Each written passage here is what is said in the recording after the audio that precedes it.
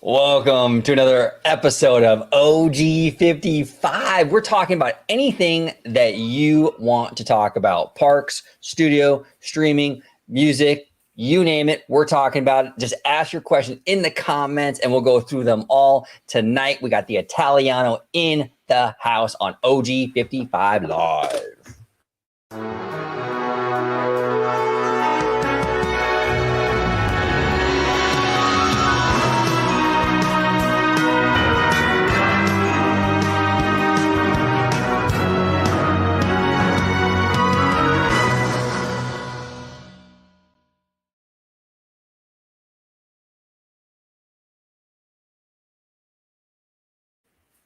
Welcome aboard to another episode of OG55 Live. We are taking your questions today. We have a lot of questions already in the chat. We got TS Wade, That's a Wrap 818, Lord Jonathan, Alessio Pasquale, Suave, Kiki and Luca, Kaylee.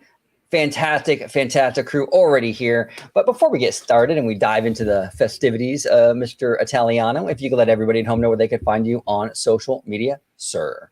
Absolutely. And before I do, I just have to say, this group of people, they're always like ready to kick off the live. These people strike me as like the rope droppers. Like when the park opens, they're like right there at the turnstiles, ready to go in and start off the day. So kudos to all of you. But if you want to find me on social media, you could do so on X, formerly known as Twitter, at Disney George. You could also find me on Instagram under the Disney Italiano.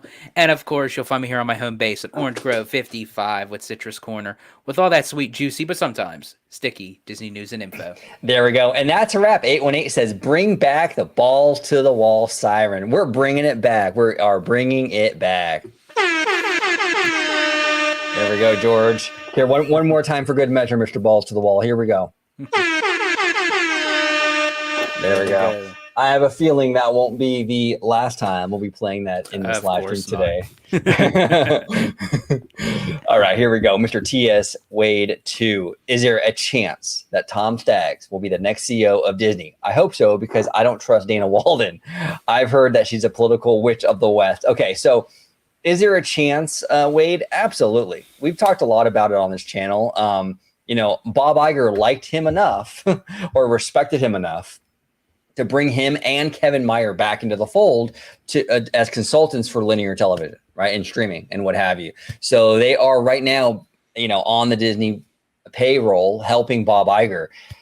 That says a lot too, right, George? Because think about it, there's a short list of CEO potentials there. We have Josh D'Amaro, we have Dana Walden. Lord help us all. we have the guy from ESPN, Pitaro, I believe his name is. There's Alan Berman. There's a lot of candidates. Are they still considering Hugh? What's his face? Hugh Johnston. Johnston, yeah. Well, he hasn't really.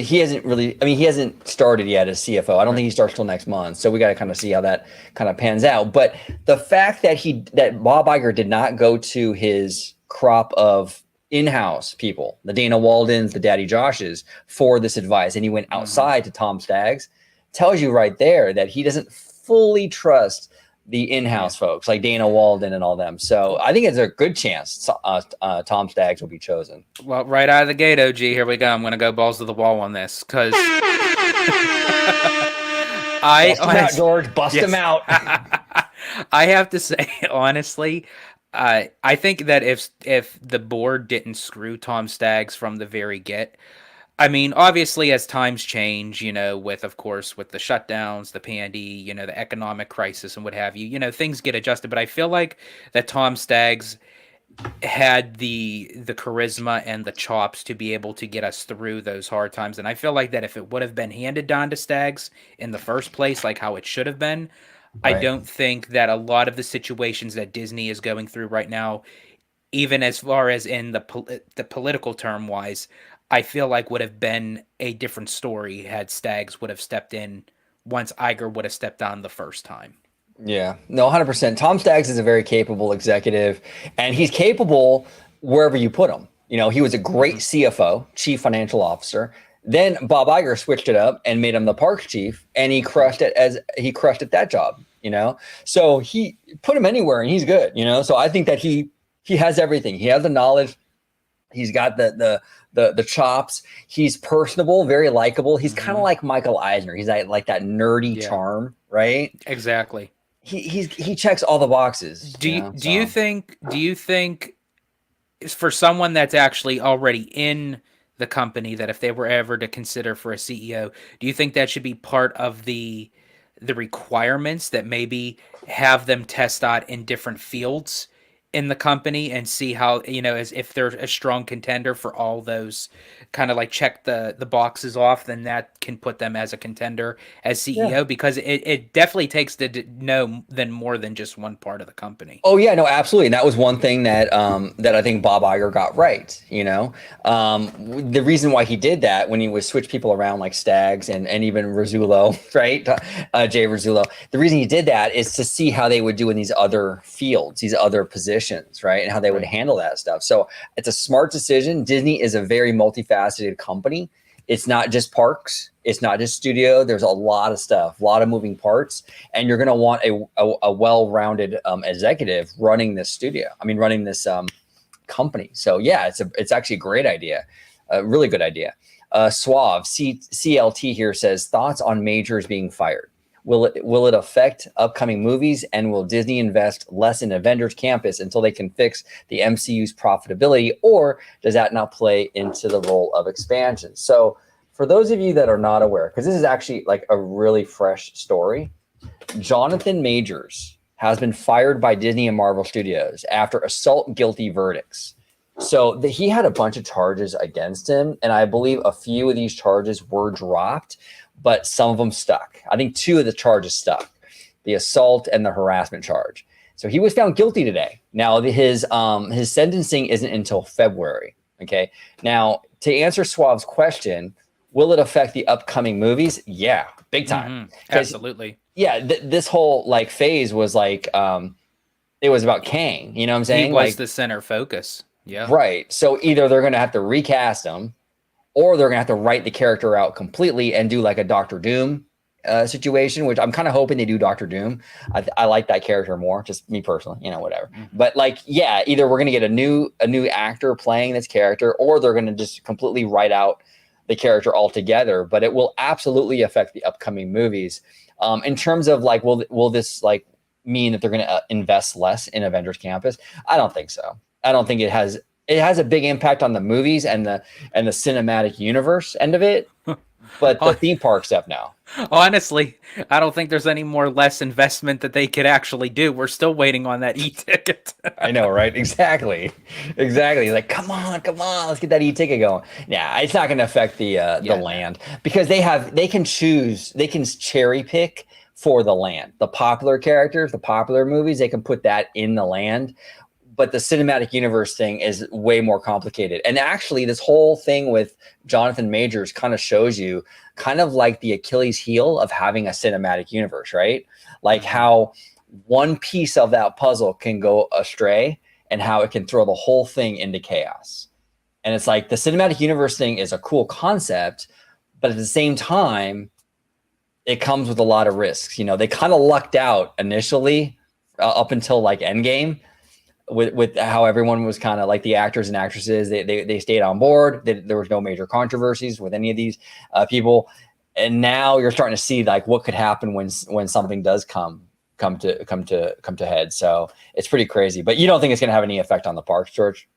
No, it definitely will have an effect on the films, the studio, but no, I really don't think it's going to touch the parks. And as I said, I think honestly, whether or not this incident had happened or not, the parks are kind of still not the parks themselves, but Avengers Campus is pretty much in a freeze frame, so to speak, as far as like, at least they're still being able to get like certain characters out for meet and greets, or like, that to promote different Marvel projects. But they really need to start moving just a little bit quicker on that e-ticket, because other than Mission Breakout, that was only a reskin from Tower of Terror, and then Web Slingers, there's really nothing that is like significant to pull people into that land.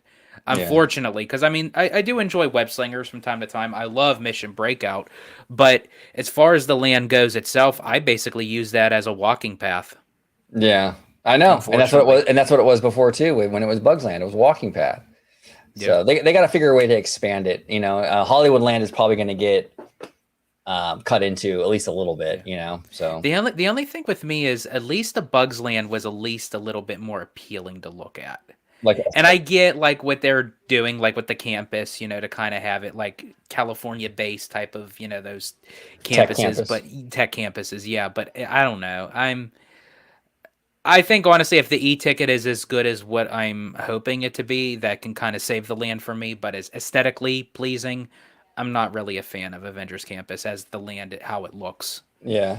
Yeah, they can definitely plus it, make some improvements to it. I think it'll really take off once they add that e-ticket and they can expand out a little bit. But you're right, it's nothing like, you know, to write home to mom about. That's for sure. Yeah. Lord Jonathan has returned. Question: should Disney look into buying Broadway HD streaming service? I don't know what the Broadway HD streaming service is. I mean, did they just play Broadway shows? I don't think. If that's what it is, if it's a streaming service that just plays Broadway shows, I would say no, because you already have Disney Plus. You can play, if they want to, they can play their Broadway shows on Disney Plus or Hulu if they wanted to.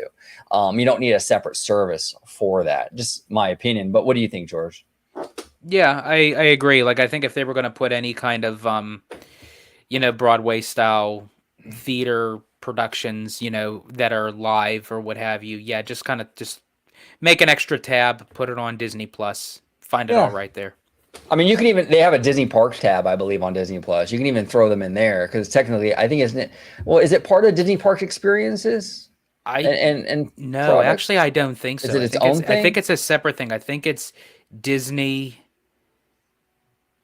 I don't know if they did combine it because I do know it used to be its own separate entity. It used to be Disney, like theatrical or something. Theatrical. Like that. That's it. A Disney theatrical entertainment or something like that. But ever since Chapek like kind of put everything together, yeah, I don't know. It might have been. It might have been. But I think even if it's not technically, I think you could throw that into the Disney Parks tab on Disney Plus and it's fine.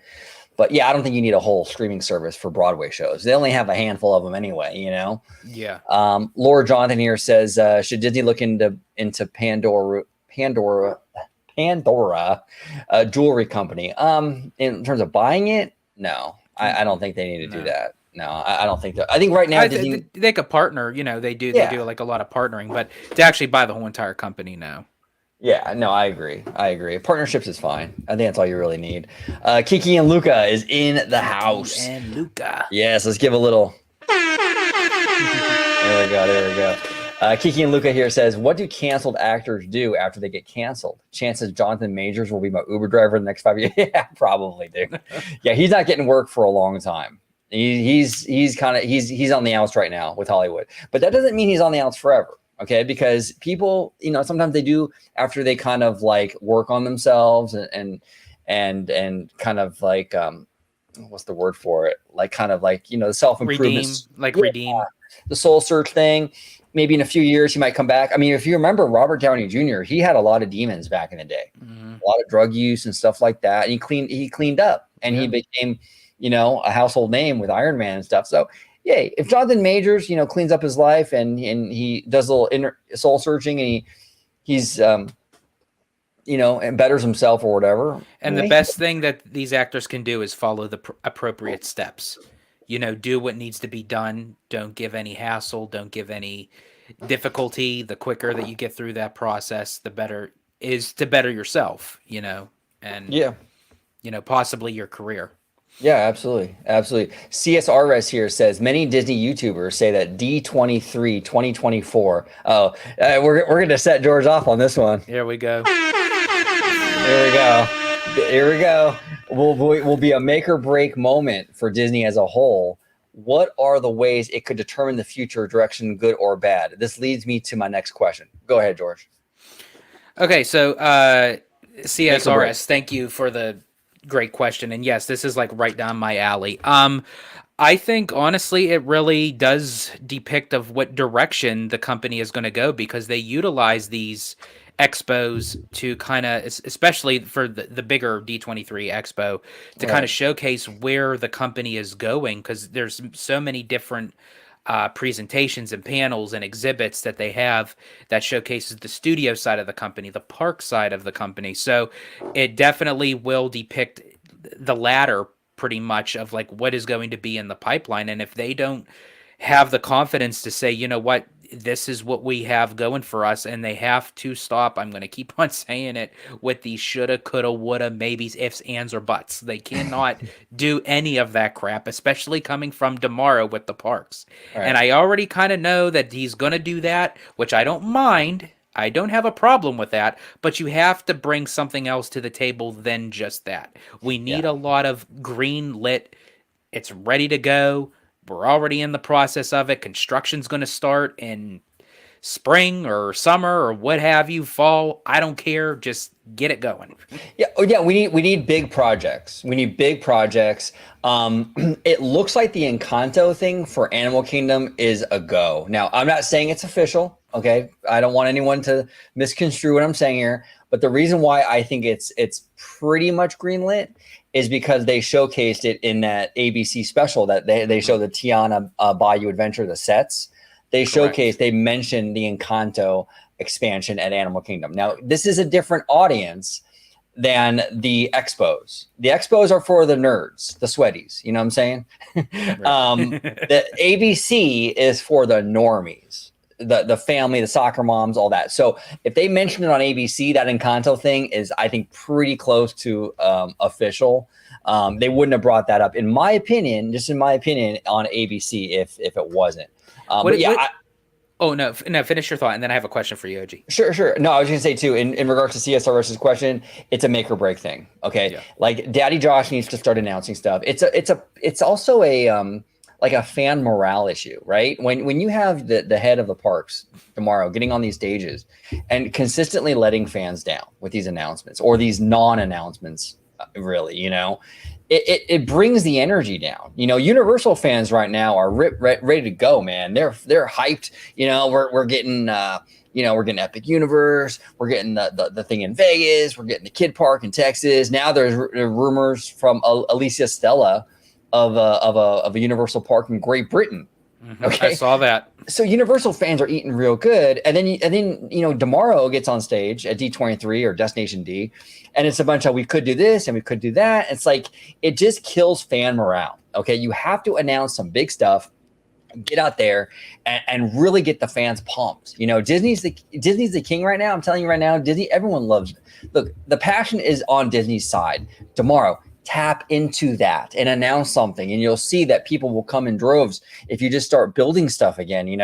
So they got to do that. It's a huge fan morale problem, and if he doesn't deliver at this expo, this D23 expo or fan event, this time it's over. Like, I think that in my opinion, I think he loses all goodwill from fans. I think the fans are going to walk away from Daddy Josh. He needs to announce things, and it can't be like a San Francisco small thing like that. We need big things, big things. Go ahead, George. Yeah, absolutely. I agree with you. And as you had mentioned with the special that they did for Disney 100, that they kind of tapped into the regular general audience for the Encanto. They didn't mention nothing of Indiana Jones, which I thought was kind of interesting. Right. Because I would have thought they would have mentioned Indiana Jones over Encanto. I would have thought Encanto would have been a little bit more iffy, because with Indiana Jones, all they're basically doing is reskinning Dinosaur to a replica of Disneyland, but maybe change the storyline a little bit to kind of fit in the animal theme. I think the reason why they didn't, and this is my thing, is Encanto is it pains me to say it because I love Indiana Jones, but I think Encanto is actually a hotter franchise right now than Indiana Jones.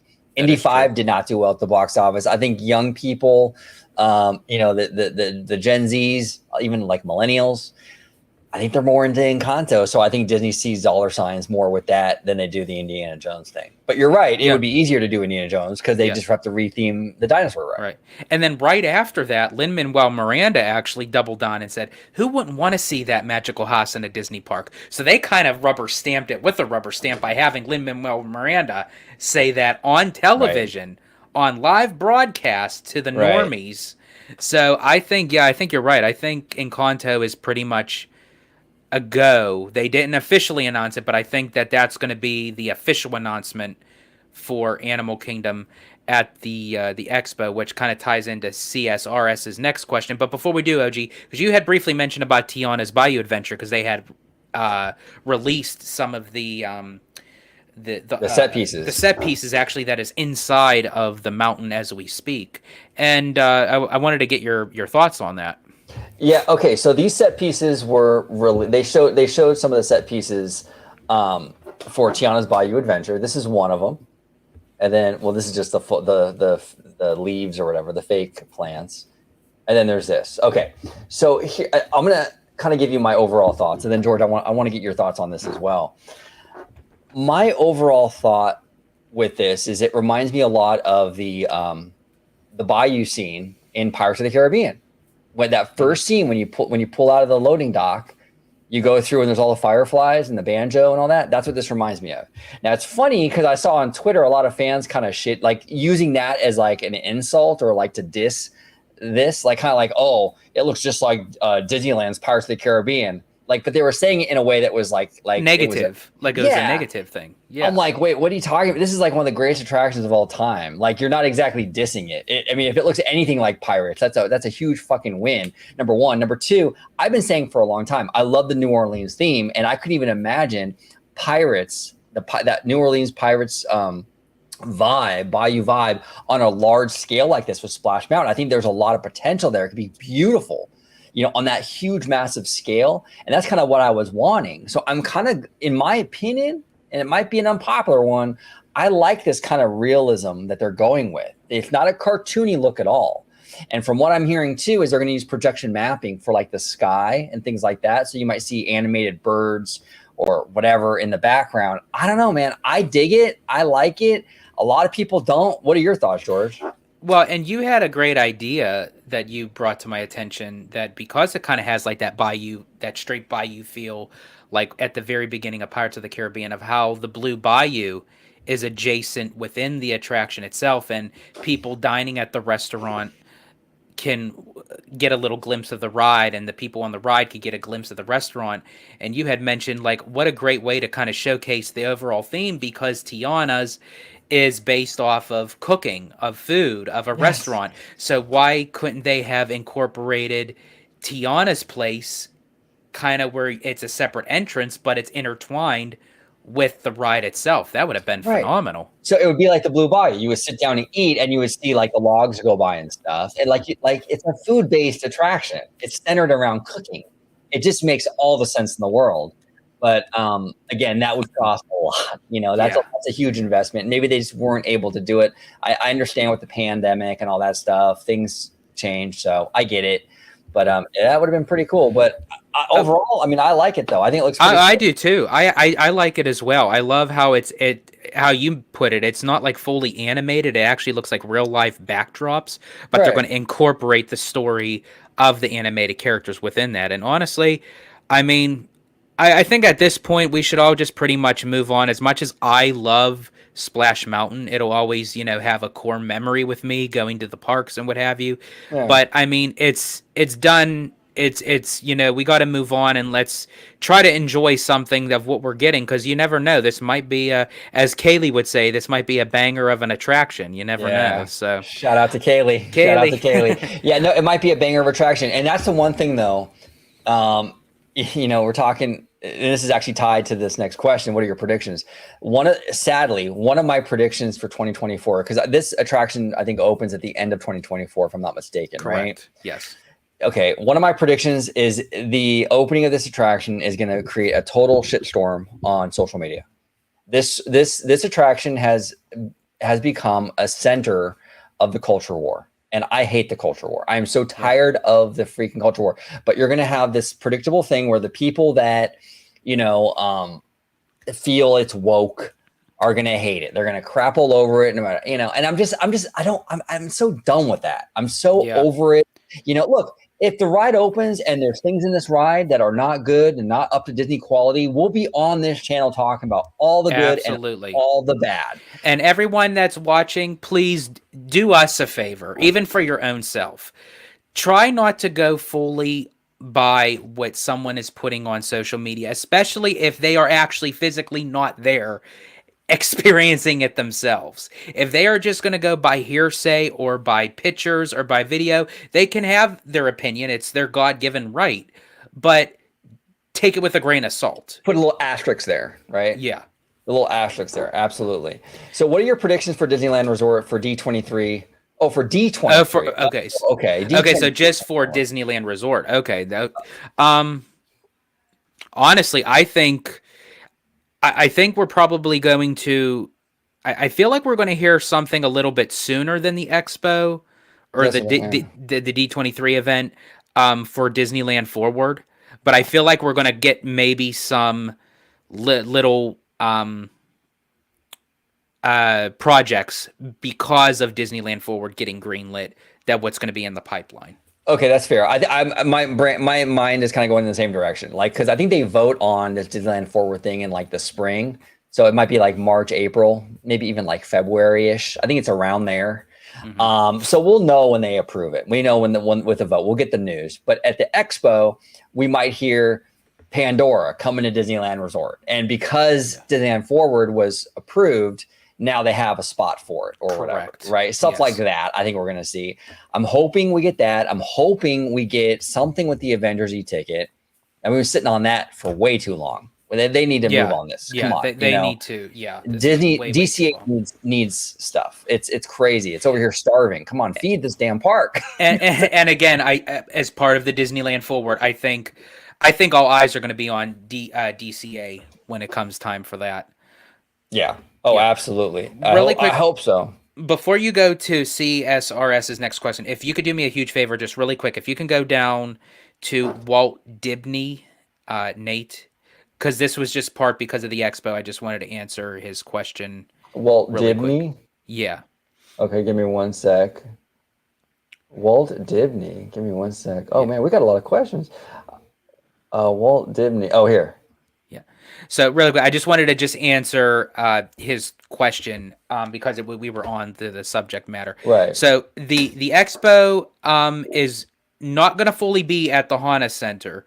They're still going to hold it in the Anaheim Convention Center, but it's going to be the smaller panels and presentations along with the showroom floor, the exhibits, the archives, and stuff like that. The stuff that's going to be in the Honda Center is going to be the bigger presentations that are more hyped up, that a lot of demand from the fans try to get in, such as the parks panel, the animation panel, the live action panel, and they may even have a couple others to go along with it. But those are usually the three big ones. It's the animation the animation presentation, live action, and parks. Those are usually, and the Disney Legend ceremony. I don't know if they're going to hold that one at the Honda Center, but majority of those are going to be at the Honda Center, but it's going to be at both there and at the Anaheim Convention Center. You better come through, Daddy Josh. Come on. Like, hey, look, we're very critical of Josh on this channel because we think he dropped the ball quite a bit. But if he delivers at that Expo, I'm telling you, we will be on this channel singing all his praises. Come on, Daddy Josh. You gotta come through. You got to come through, man. You got to come through. Way too much what if stuff lately. Way too much. Yeah.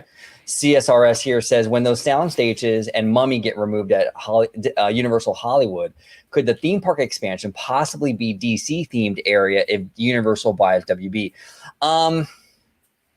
Possibly. Here's the issue though with DC. Now I'm actually bullish on that idea. I like the idea of Universal buying Warner. I think that would make an interesting dynamic, both in theaters and studio and in the parks. It'd be crazy. That would elevate Universal to like crazy levels. Mm-hmm. Because Universal has a problem with IP. All their popular IP at their parks, Nintendo, Potter isn't even theirs. They're renting all these main IPs. If they were to buy Warner Brothers, instantly they would have a library that rivals Disney's. It would be absolutely insane. But the problem with DC though is that DC already has a licensing deal with Six Flags. Now that could change. You know, I mean, nothing's ever permanent. I mean, they can work something out. But that would cause a sticking point for them. But that would be pretty dope, dude, to have a superhero themed area in Universal Hollywood.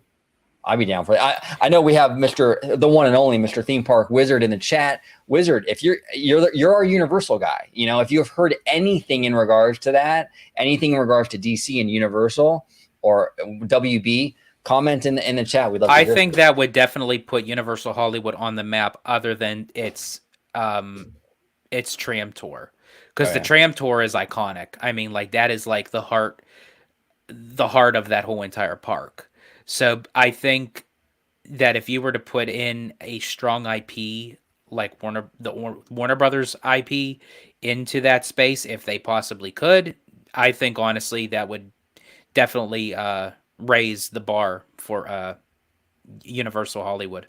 Absolutely. CSRS continues. If Universal got a DC land, could you see Crypto the Super Dog getting his own ride? That would be a family ride on par with Midway Mania and Web Slingers. It's possible, man. I mean, that's what I'm saying with Warner Brothers. The sky's the limit, dude. I mean, you can do that. You could do Looney Tunes stuff, Animaniacs. Can you imagine an Animaniacs dark ride that's on par with like Runaway Railway or something like that? I mean, it would just be insane, bro. Like insane. I'm telling you, it would be endless potential if they were to do that. Endless potential.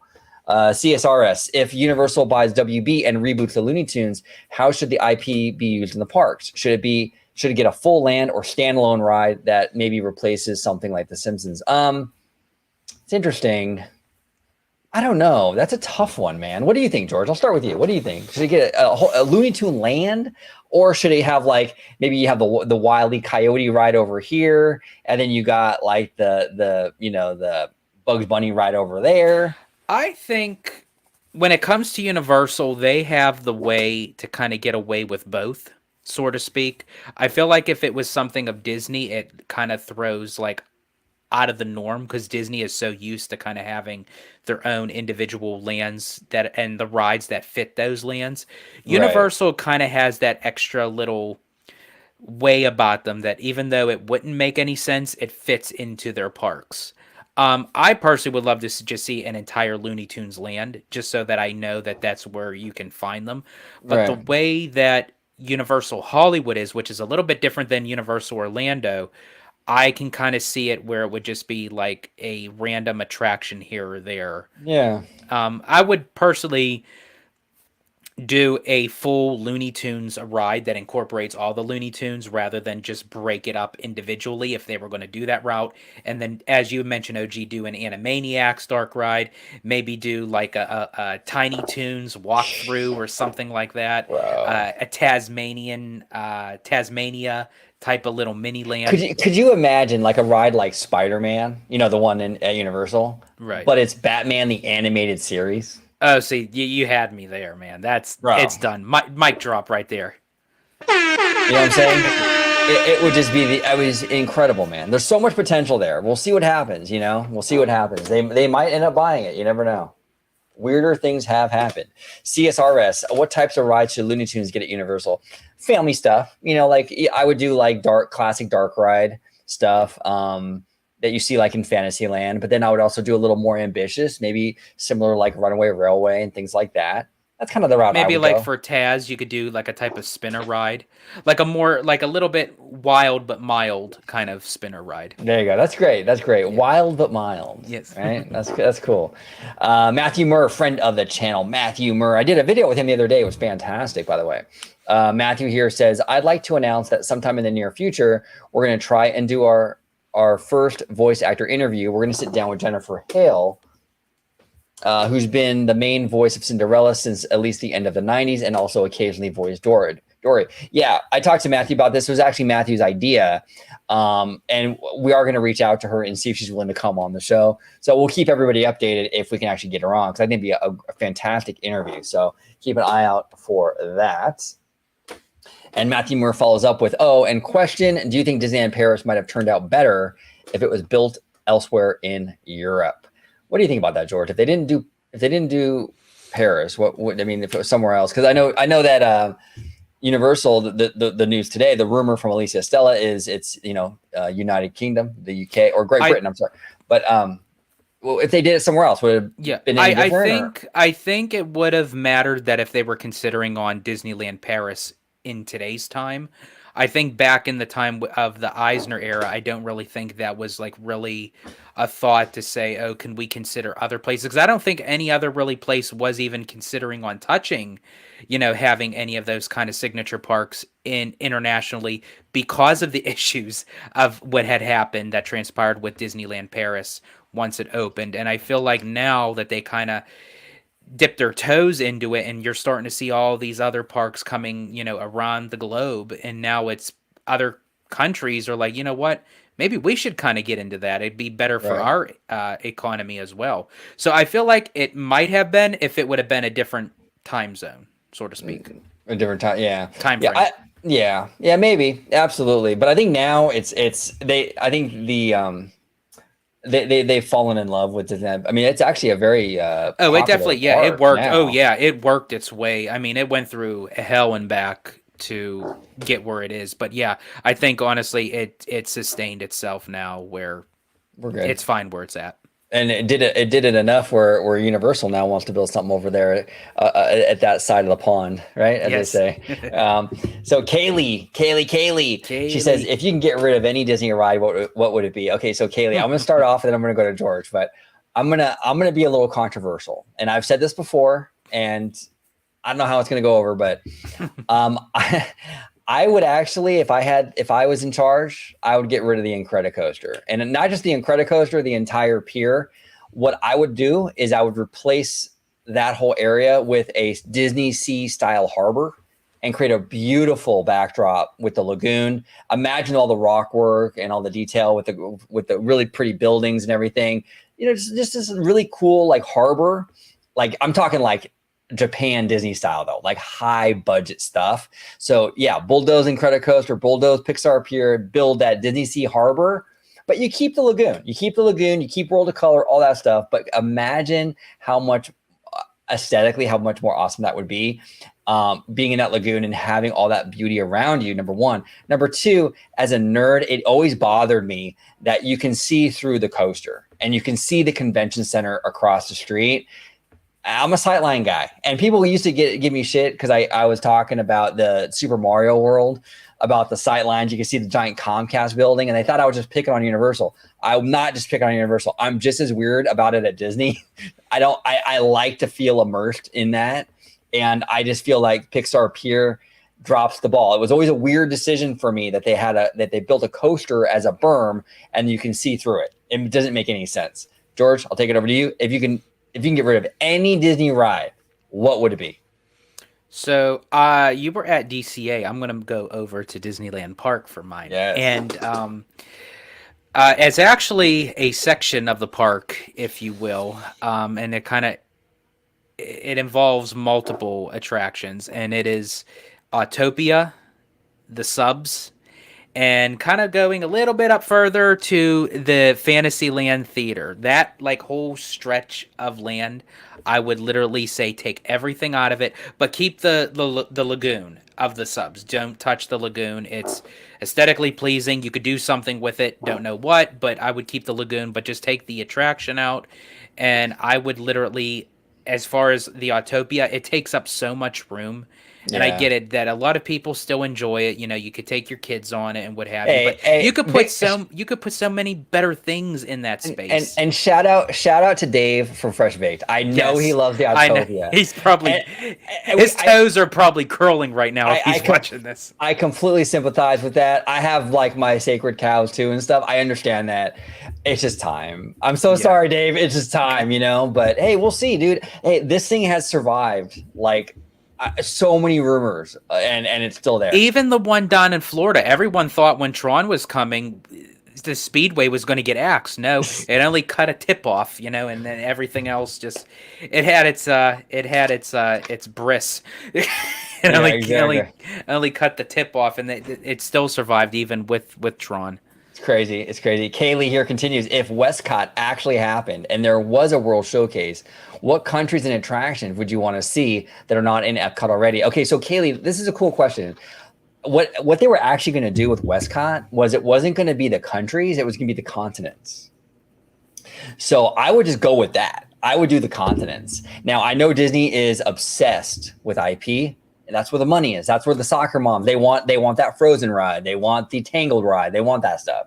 So I would do similar to what Epcot is doing right now with that, in that you would have the realism of like you feel like you're going to these places of the world, but you could throw in, maybe Mulan in China, or maybe, Big Hero 6 in Japan, or maybe you have a Marvel ride in New York, or something, and stuff like that. You have to have the IP for the normies, but that's what I would do. I would do the continents like originally planned, and I would sprinkle in a little of these, IP, and call it a day, man. And I'm telling you, the locals, the key holders, would go nuts for drinking around the world and stuff. It's money on. Oh, hold on. So you did it.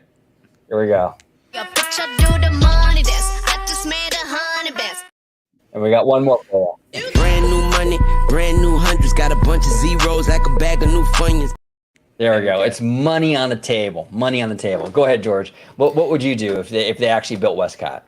Yeah, I mean, I do like the initial where they would do the continents. I think it would kind of separate itself from Epcot. But I mean, like if they were to do just the countries and everything, I know it would be a replica of the Mexican pavilion. However, I would do a much bigger, fleshed out Mexican pavilion that incorporates, again, I'm going to keep on saying it. I do not know why Coco isn't part of the Disneyland Resort. It's heavily screams West Coast California, the locals. I don't get it. DCA.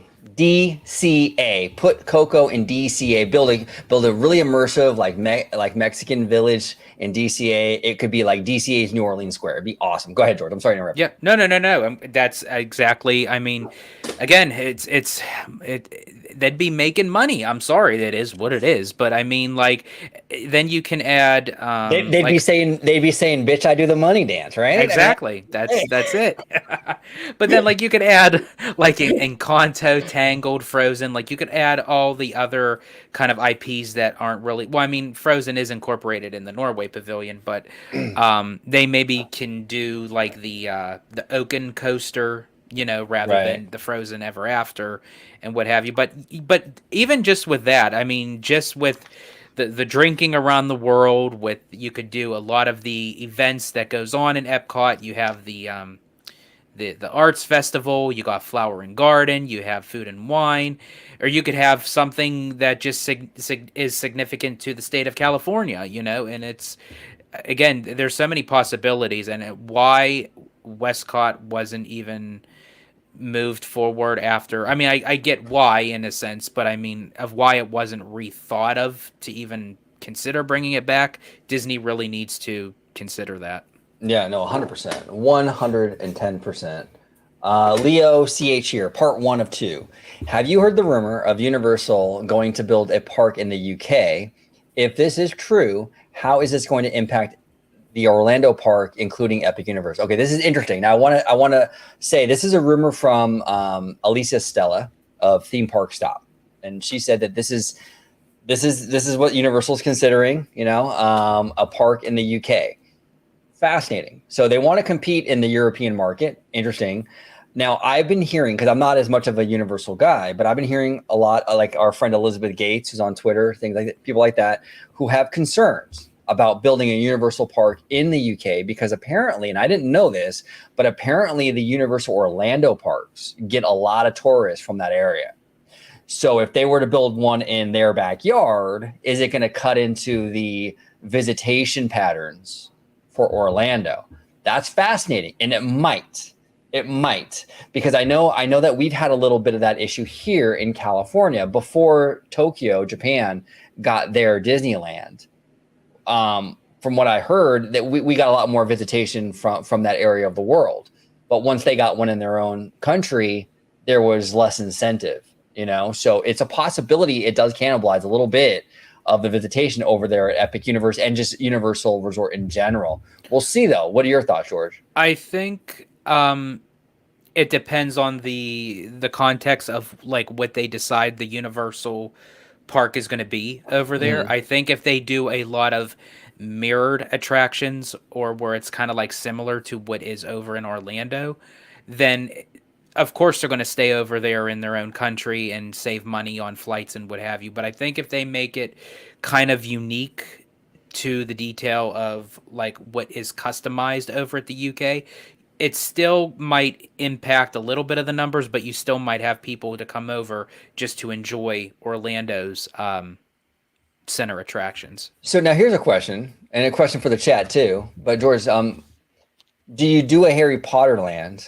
if you're building the park Oh, in the geez. UK? Because it's a little bit like, is it kind of like having like a California park in California, like that kind of dynamic, Yeah. or is it does it give you even more reason to do it?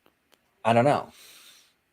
I think honestly they might do a little bit more because it's more fleshed out because of the culture. Right. They may even take it even one step further where it's even more immersed than what it is over here. They may do something even much bigger, sort of like how you mentioned Tokyo. You know, Tokyo just does it right every single time. So could that be the same route that the UK goes with Potter? Yeah, it's interesting. This park, this UK park, we're gonna keep an eye on it because Alicia kind of broke the internet today when she dropped that.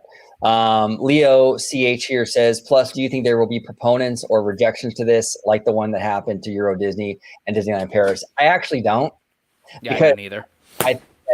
I think that Disneyland Paris paved the way. Like, they didn't like the idea of it initially, but I think people have fallen in love with Disneyland Paris in that part of the world and things like that. And I think that it sort of opened the door for other companies to come in. I think Universal will actually be just fine. What are your thoughts, George? Yeah, I agree. Like I don't really think it would hinder the fact, if that were to happen. As I said, I think what kind of had the issues back with Disneyland Paris was because it was a time, where they were just trying to finagle these parks to kind of go international. So I feel like that they already kind of paved the way for those notions to happen. So I feel like that, yeah, in the case of Universal, I think they'll be fine.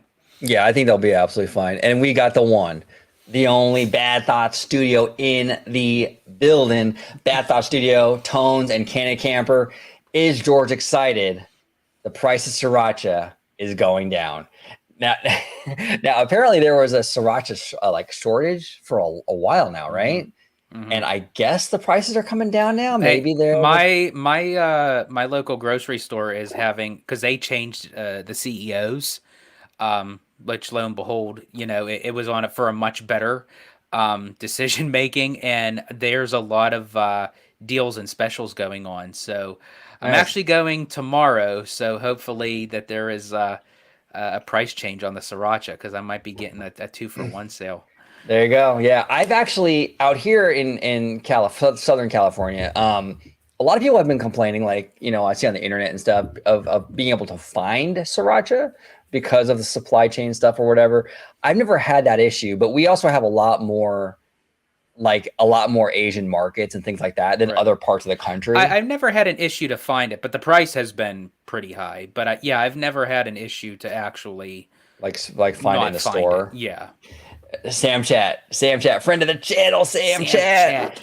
He says, "Hey, OG crew, visiting Disneyland a week from Friday. Oh, that's cool, man. Nice. Very, very cool. Going to try to visit Oga's Cantina. What are your favorite drinks and snacks at Oga's? Go ahead, George. Ooh. What's your favorite?" Okay. All right. So I'm gonna go balls to the wall, Sam. You know me. So here's the issue with Oga's with the snacks. It's basically these kind of like hors d'oeuvre type things that you can kind of get like at a deli. so to speak. And by the time you're done, you're going to spend like $80-$90. Now, I'm not discouraging you because I want you to have that experience if that's what you want. Right. But you can kind of get like this platter where there's like I forget how much it was, but I mean, it was like one of the most expensive things on the menu where you can What kind did of we get? What did we get when we were when we were there? Is that what we got? That's what we got. Yeah, that's what we got. I think it had it was like a different array. It was almost like a charcuterie board, but it was like space style. And then there was one drink that we got, and I can't remember what the name of it was. It was an alcoholic beverage. Yeah. And I think I got like 3 of them. And I can't remember what the name of it was. I can't remember the name either. I'll have to go through the menu, Sam, and I'll let you know because it was really good. It was more like of a mixed kind of like fruit drink. Yeah. So and I had the same thing that you had. It was bomb. What we'll do is, Sam, we'll DM you. We'll DM you on Twitter. We'll DM you because just be careful because as I said, I had 3 of them, and you don't feel it right away. But we went on Big Thunder right after, and trust me, you feel it afterwards. Oh yeah, dude. Yeah, the blood in your brain kind of drains out and the whole thing. It's crazy. Kaylee here says, where is the Michael Eisner sound drop? Ooh, that's a good one. We got to do that. Yeah. We got to do the hello, I'm Michael Eisner, head of the Walt Disney Company. We have got to get that drop. Kaylee, I'm working on it. By the next live show, I will have that for you. Absolutely. 100%. Googamp32 here says, do you believe that Disney should abandon theaters entirely and put all their movies on Disney Plus and bring back Disney Plus Premier Access? No, I actually don't, Googamp. I think that what they should do is just, I do think they should bring back Disney Premier Access because I think Disney Premier Access is a perfect bridge between the theater and the free on the streaming service, right? So you can do the theater for a couple of months. Then it goes to Disney Premier Access where they charge like $20 to watch the movie. And it's in that mode for like another month or 2. And when it gets off of Disney Premier Access, then it's free for everybody. That's kind of what I would do with it. But you don't want to completely abandon theaters because movies still make money. It's just not as big of a piece of the pie as it once was. Yeah. But you don't want to cut it off completely because there's still money to be made there, just not as much as before, you know. This must be a balls to the wall live show because here I go again. There you go. So put them on the table, George. Put them on the table. So, I agree. I am on the team with the Disney Premier Access. However, the only thing that I would do differently, and I think a lot of people are probably going to be against this with my statement, but if you really think about it, before we had all these streaming services, how were we able to ever watch a movie after it came out of the theater? You go to the store, you buy the DVD or the Blu-ray, right? So in order for you to rewatch it again, you had to pay for it. So I would still say have the movies in theaters for a certain amount of time, then put it on Disney Plus as a Premier Access, but it stays as a Premier Access no matter what, until you pay for it, and then it stays free forever. It's just like buying a digital copy of a Blu-ray or a DVD. There you go. Exactly. Okay, Kiki and Luca. Jonathan Major's lawyer has a history of losing high-profile cases. Did you guys review the evidence in the case at all? I'm not saying he's innocent, but his girlfriend literally went to the club after the incident and charged his credit card for champagne. No, yeah, Kiki and Luca, I haven't. To be quite honest, I haven't really been reviewing it. I do know they dropped a couple of the charges against him, though. And I do know the charges that he even got convicted of, I think they were misdemeanors, if I'm not mistaken. So, I get it. I'll say this. I'm not going to confirm nor deny what he did or did not do on either side. The only people that would know are actually witnesses to what was going on. If it is true of what he did to whoever he did it to, I hope he does get what his comeuppance of what he has coming to him. Absolutely. If it's something that was misinterpreted and was used against him because he's, a Hollywood actor, then shame on those people as well. So I'm not going to really say like one way or the other, just as if, whatever is the appropriate action that needs to be taken, hopefully that there's enough proof to decide one way or the other. 100%. Well said, sir. Well said. 6 Miles Tall. What's going on, 6 Miles? 6 Miles. Who would you like recast as Kang? I like Damon Wayans. Actually, someone brought up an interesting idea on Twitter today was John Boyega. I'm like, okay, that's cool, because I know John doesn't really like how they handled him in Star Wars. So it'd be kind of cool to bring him back into the Disney family and maybe do it right, like kind of like the redemption for Disney, to kind of give Boyega what he deserves and give him a great role and just that'd be kind of cool. I don't know. I'd be open for that. But who would you cast, George? Or do you think that they shouldn't recast? I'm kind of personally 6 Miles. I would rather they just do the Doctor Doom thing. I think me personally, even though that they kind of set it up for the Kang Dynasty for the next set for the Avenger movies, I think that they didn't go as far with the character to recast. I think it was just a small little smidge, and really, who really went to go see Ant-Man Quantumania, really? Yeah. It's kind of a lost Marvel movie anyway, and I know that was kind of to set the stage for Kang in a sense, but I feel like that there wasn't enough meat on those bones for his character for them to recast. Right. So I actually agree with OG. If there's actually a Marvel villain more interesting, I would prefer to see Doctor Doom or Galactus, something of that nature. I personally don't need Kang, if that makes sense. And Scott Mendelson on Twitter actually had a great point today too. He said because the MCU stuff has been kind of weak lately, it kind of makes his Kang decision even easier, right? Because if Kang was like, if people loved Quantumania and it was like, fan favorite, this becomes harder, Mm-hmm. But people don't really care about this phase of Marvel. They just don't care about it. So it almost makes it easier for them to be like, okay, we're just going to, Right next to Thor Love and Thunder, it is one of the worst Marvel movies that was ever made. Wow. That's great. Oh, I've never seen Thor Love and Thunder, though. I know how you feel about that kind of storytelling, like with the Thor movies, OG.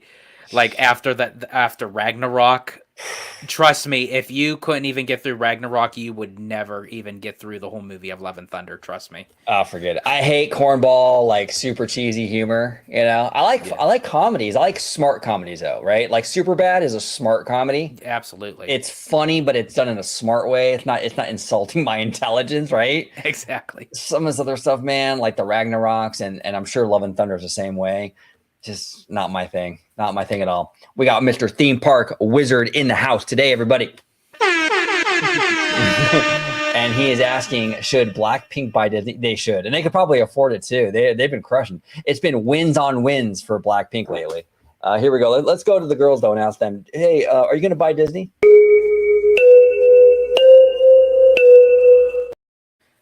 I don't know. They kind of have that little guilty look on their face there. Seems like a yes. Kaylee here says with another banger comment. Heimlich's Choo Choo was better than any e-ticket Avengers Campus could come up with. He's probably right. I did enjoy Heimlich's Choo Choo Train. That actually I did go on. The two things that I did in A Bug's Land was Heimlich's Choo Choo Train and It's Tough to Be a Bug. Like I didn't do the Francis Ladybug Boogie or the tuck and roll. You've never done that? No, I've never done them. Wow, the Ladybug Boogie, really? No, I never did that. Oh, and I did Flix Flyers. I did do Flix Flyers like when it was Flix Flyers. Yeah. No, the Ladybug Boogie and I did tuck and roll. Wait, maybe I did. No, I did tuck and rolls, the bumper cars. The Ladybug Boogie was the only one I didn't do. Wow, that's crazy. I don't know. I'm probably gonna age myself with this, but every time I hear Boogie, I think of. Do you guys? I don't know if I have any rap fans in the chat. But you remember Mac 10? Oh, yes. Backyard Boogie. Remember that? Backyard Boogie. Yeah. Every time I hear Boogie, I think of that. Lovelow here. Lovelow says here's a silly question. If George is George Michael, then who is OG55? Oh, man, that's a tough one. Maybe I'm the kid from Meet the Robinsons with the glass. With the glasses and the hair. Lewis. Right? Lewis. There we go. I can be Lewis. That's why not? That's awesome. Why not, right? Bad Thoughts Video, Tones, and Candid are in the house. It says here, can OG55 crew and Bad Thoughts crew take a trip to Disneyland and us four ride the Goofy Flight School together? Oh, hell yeah. Absolutely. Man. Yes. The Goofy Sky School Challenge. This is a game that we came up with. George and I had a fantastic tour guide when we went to Oogie Boogie Bash this year. Her name is Jackie, and we always talk about Jackie as being the best cast member of all time, which is true. She was amazing. But we invented this game where basically we would ask each other kind of personal questions, and while we're riding the attraction, and it's very difficult to do and try to think and concentrate on that attraction, and it's hilarious. We had a blast doing it. We rode it twice. We did it twice. Really funny stuff. I want to do that with these guys. Yeah, these are the guys we have to do that challenge with. And honestly, since we did that, I have a new appreciation for that ride, because I maybe rode it maybe 3 times since, because it used to be, what was it, Mulholland Madness, you know, before it was Goofy Sky School, but I only rode it 3 times. But now that I kind of have a fun, playful way to kind of get through the ride, you know, I have a better respect for it. Yeah, absolutely. I'm kind of moving ahead a little bit here, but man, Mocha Bean has a crazy question. Wait till we get to that one soon. That one's wild. Oh gosh, that's going to be a spicy one. Okay, so Leo CH here says, part 1 of 2. Do you think original non-IP attraction is tied to the identity of the park, like Spaceship Earth to Epcot or Phantom Manor to Paris, and they're not allowed or forbidden to copy it elsewhere? That's interesting. I never thought of it that way, Leo, but you're right, though. I mean, these non-IPs are sort of attached to the identity, right?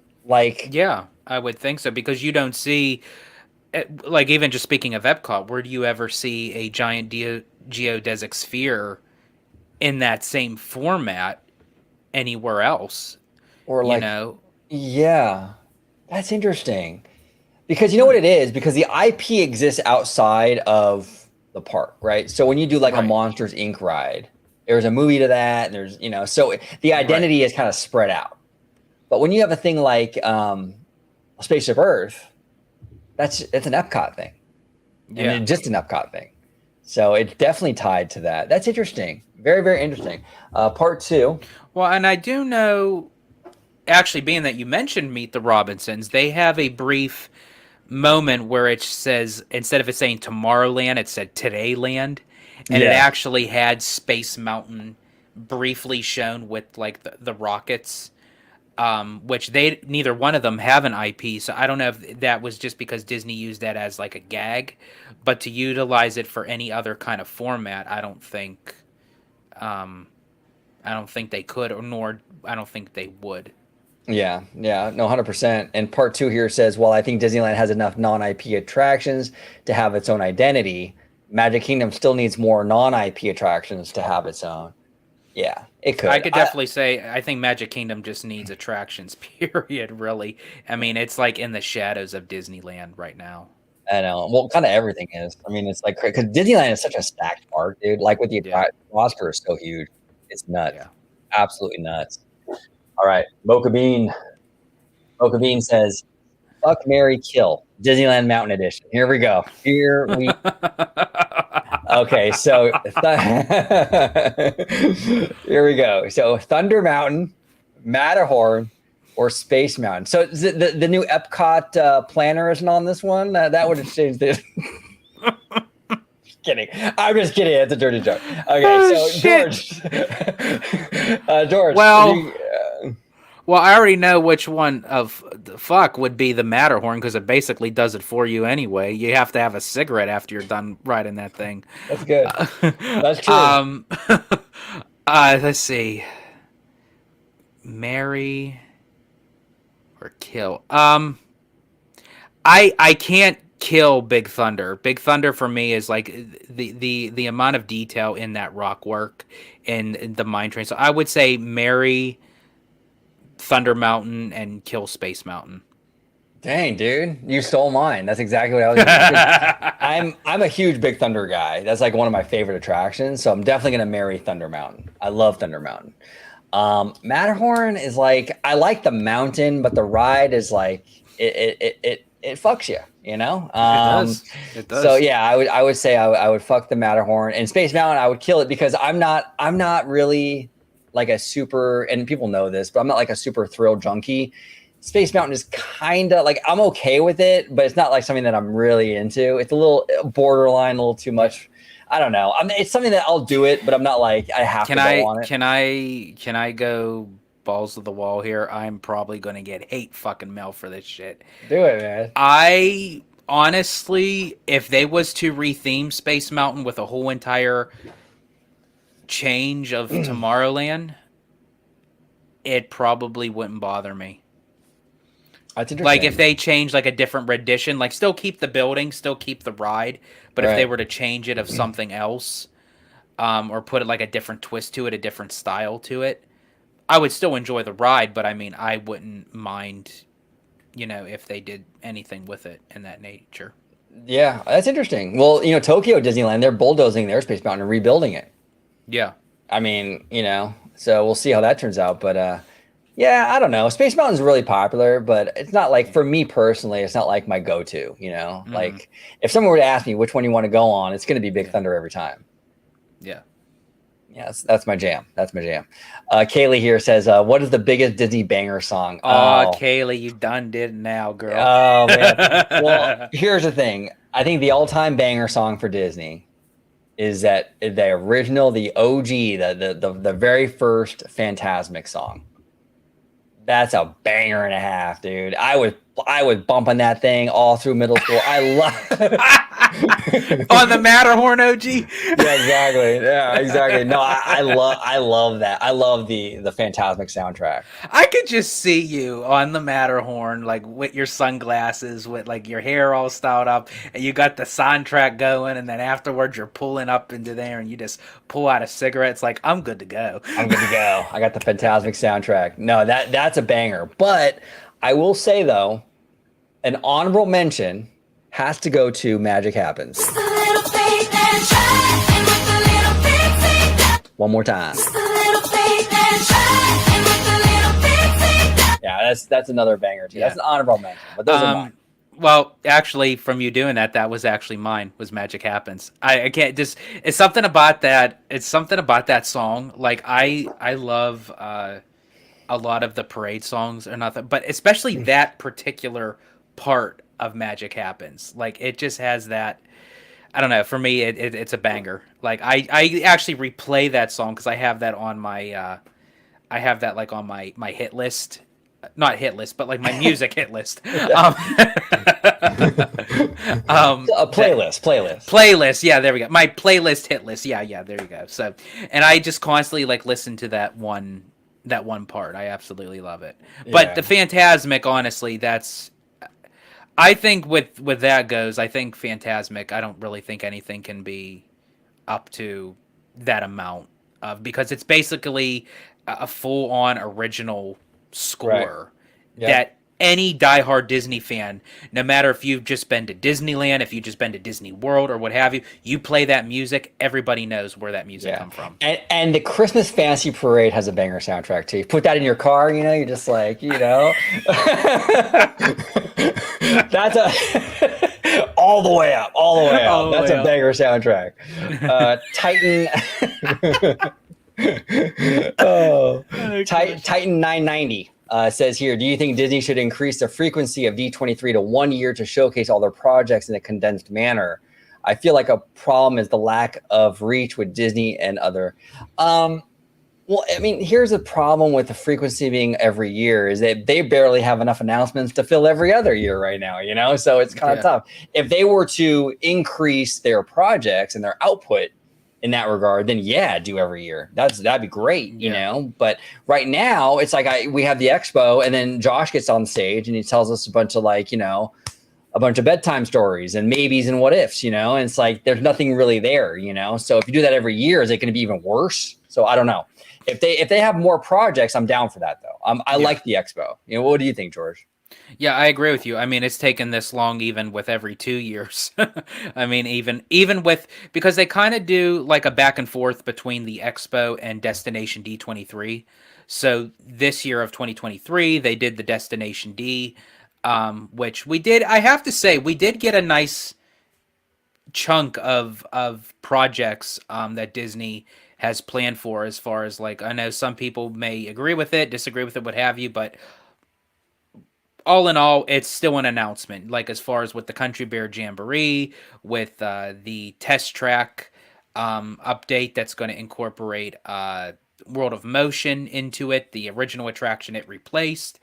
We got some info with the Hatbox Ghost coming to Walt Disney World, which now he is officially a full-time resident in the Florida mansion. And then so we got some decent stuff, but I feel like that's probably where they won't do the expo every year, because they kind of make it go back and forth between that and Destination.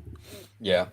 Yeah, well, and the Hatbox Ghost actually is not a full-time resident in the mansion. He's part-time in the mansion and part-time in in fanboys' heads, so it's a part-time on both, I've heard so much arguing on Twitter about that fucking Hatbox Ghost at this point. I'm so tired of it.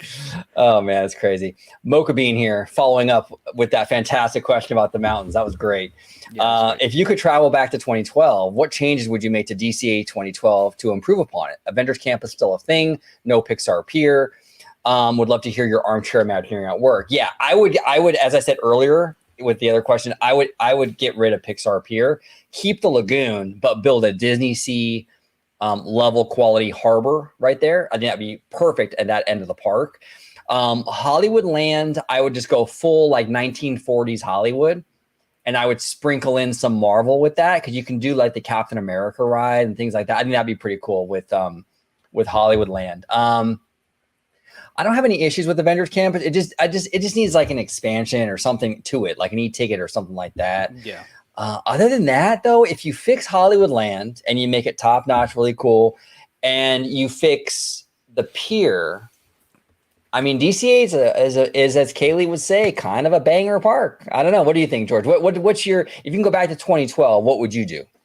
Well, first off, I have to just give Disney the praise and kudos for what they did right in 2012. And honestly, that was Buena Vista Street and Cars Land. Like those two decisions, I actually was part of a sort of like a research development kind of guest that they pulled me in, and they sat us down in this like kind of like round table in the backstage area of DCA while they were doing the construction, saying, what do you guys think of like the construction? Would you like to see any changes? This is what we're going to be doing with Buena Vista Street, with Cars Land. And actually for the time, because it took like about 2 hours of our day, they paid us $75. That's not bad. And I was happy to do it, and just to have that conversation. And they actually had a camera on us that was linked up to Glendale. Sounds more like a FBI interrogation than it's like I think it was Glendale and Burbank. I think they had like two different things, but it was really cool. I got to talk to some of the cast members, some of the Imagineers that were working on the projects, not like the higher end Imagineers, but the ones that were working on it. So those were the two things that and the original World of Color. I really hope that they bring back the original World of Color, because World of Color 1, I'm sorry. I get what they were trying to get with it, but it just, I'm sorry. It doesn't work. It doesn't work. Like, the original World of Color is where it's at. I love that show. Absolutely love it. Yeah. Theme Park Wizard here is actually responding to a question earlier about the Mummy, about DC Comics. If Universal were to buy Warner Brothers, could DC Comics move into that area? And Wizard is saying, I haven't heard DC, but I heard the Mummy is going away in 2026. And the hotel starts next year. So the hotel is going to be where the bag check is, like in that parking lot right across from the bag check. Massive Universal hotel there. Yeah. So that's happening, which I think is really cool, because I think that will bring in a lot of like tourism dollars. If they can get it done before the Olympics come to LA, that's gonna be money in Universal's pocket, because Universal is more in the middle of the action when it comes to the Olympics than Disneyland. Disneyland's like an hour away over there in Orange County, but Universal's right in the thick of it, And if they can get that hotel ready by the Olympics, people can stay at the Universal Hotel. I think that's a big money maker. But what are your thoughts on the Mummy going away in 2026? Are you going to be super sad? Actually not, because I was kind of disappointed with the Mummy. Actually, especially the ending. I was I was kind of hoping like for a great big finale and what have you. It was just too short. Yeah. I do enjoy the Mummy ride, but I mean, I think it's a little bit dated, or outdated, with the times of like the how popular the Mummy movie is. I still love the Mummy franchise movies. I think they're really cool. Before I get to this comment, really quick, and I just wanted to say from the last one, what I would have done was keep actually a Bug's Land. I know that's just something about that land. I just loved walking through it. I would have moved the Avengers over to the Hollywood land into the backlot area, which they were going to do anyway if they would have gotten approved with the what was it called? Eastern Gateway. Eastern Gateway. I was drawing a blank there. The Eastern Gateway project that, I think if Disney would have had a different approach of sort of how like they're doing now with Disneyland Forward, I think that it would have looked much differently. Yeah, and our friend Maybe is in the house. Maybe. I love her icon, by the way. You got Toad with the glasses. That's dope. Yeah, that's dope. That's great. But she says, "Oh shit, George's beer is gone. Slay. You're looking pretty spiffy, George." Yeah, I think I got that. I got the 5 o'clock shadow going there. Maybe you let me know. Is that what do you think? Should I keep the 5 o'clock shadow, or do you think I should get that Scruff McGruff back? Scruff McGruff. I don't know. This looks pretty money, bro. There we go. All right, let's see here. We got Dreamy X, and Dreamy saying, "Could you guys see Disney possibly trying to rival Universal and Mario with another extremely popular brand? Example, Pokemon or something like that would be interesting, possibly." Now, Pokemon would be a great one for Disney. The only problem is if Seymour, if you're in the chat, I know Seymour is our Nintendo guy.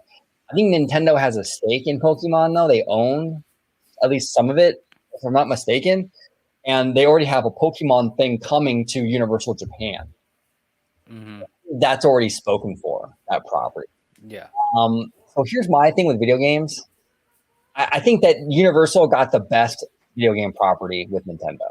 And there's not going to be another property that I think really comes close to that, in my opinion, especially for Disney's market, which is a family market. I think Nintendo would have been the best fit for Disney. I think they should stay out of the video game thing just because Nintendo's already spoken for, and that would be the one that would actually make sense at Disney. But it's already spoken for, so they can't really do anything. I mean, I can get into like Sonic the Hedgehog and stuff. I don't know, man. I don't really see like those kind of brands at Disney. I mean, I know that's a little bit biased of me for saying it because if someone would have asked me, "Can you see Avatar at Disney?" I'd be like, "Hell no." But it worked, and I guess you can't really knock it until you actually think if it's worth it. But I think if Disney thought it would be worth it, they would have already pursued it. Yeah. I think if they were to do anything, they should just kind of stay on their brand and maybe do something with Kingdom Hearts. Because I do know from being at Oogie Boogie Bash, they did have Mickey, Donald, and Goofy dressed in their Kingdom Hearts outfits that they were meeting up by where the standing queue is for World of Color. They had a little meet and greet section for photo opportunities. But I mean, I don't know how far that would go. But I mean, the Kingdom Hearts franchise is a very popular game brand that involves Disney and Square Enix that produces the Final Fantasy games. Yeah.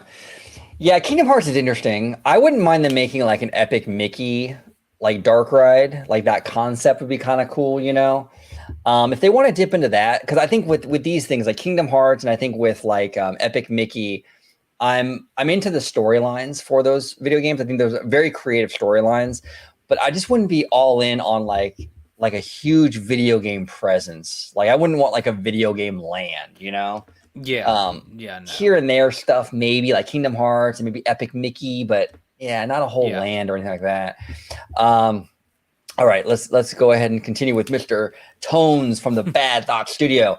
What do you guys think of Warner Brothers making a deal with Tubi to bring DC movies to Tubi, good or bad? Okay, here's the thing. I'm not 100%, to be honest. I'm not 100% knowledgeable on that deal. But from what I understand, they're going to be on that service for free.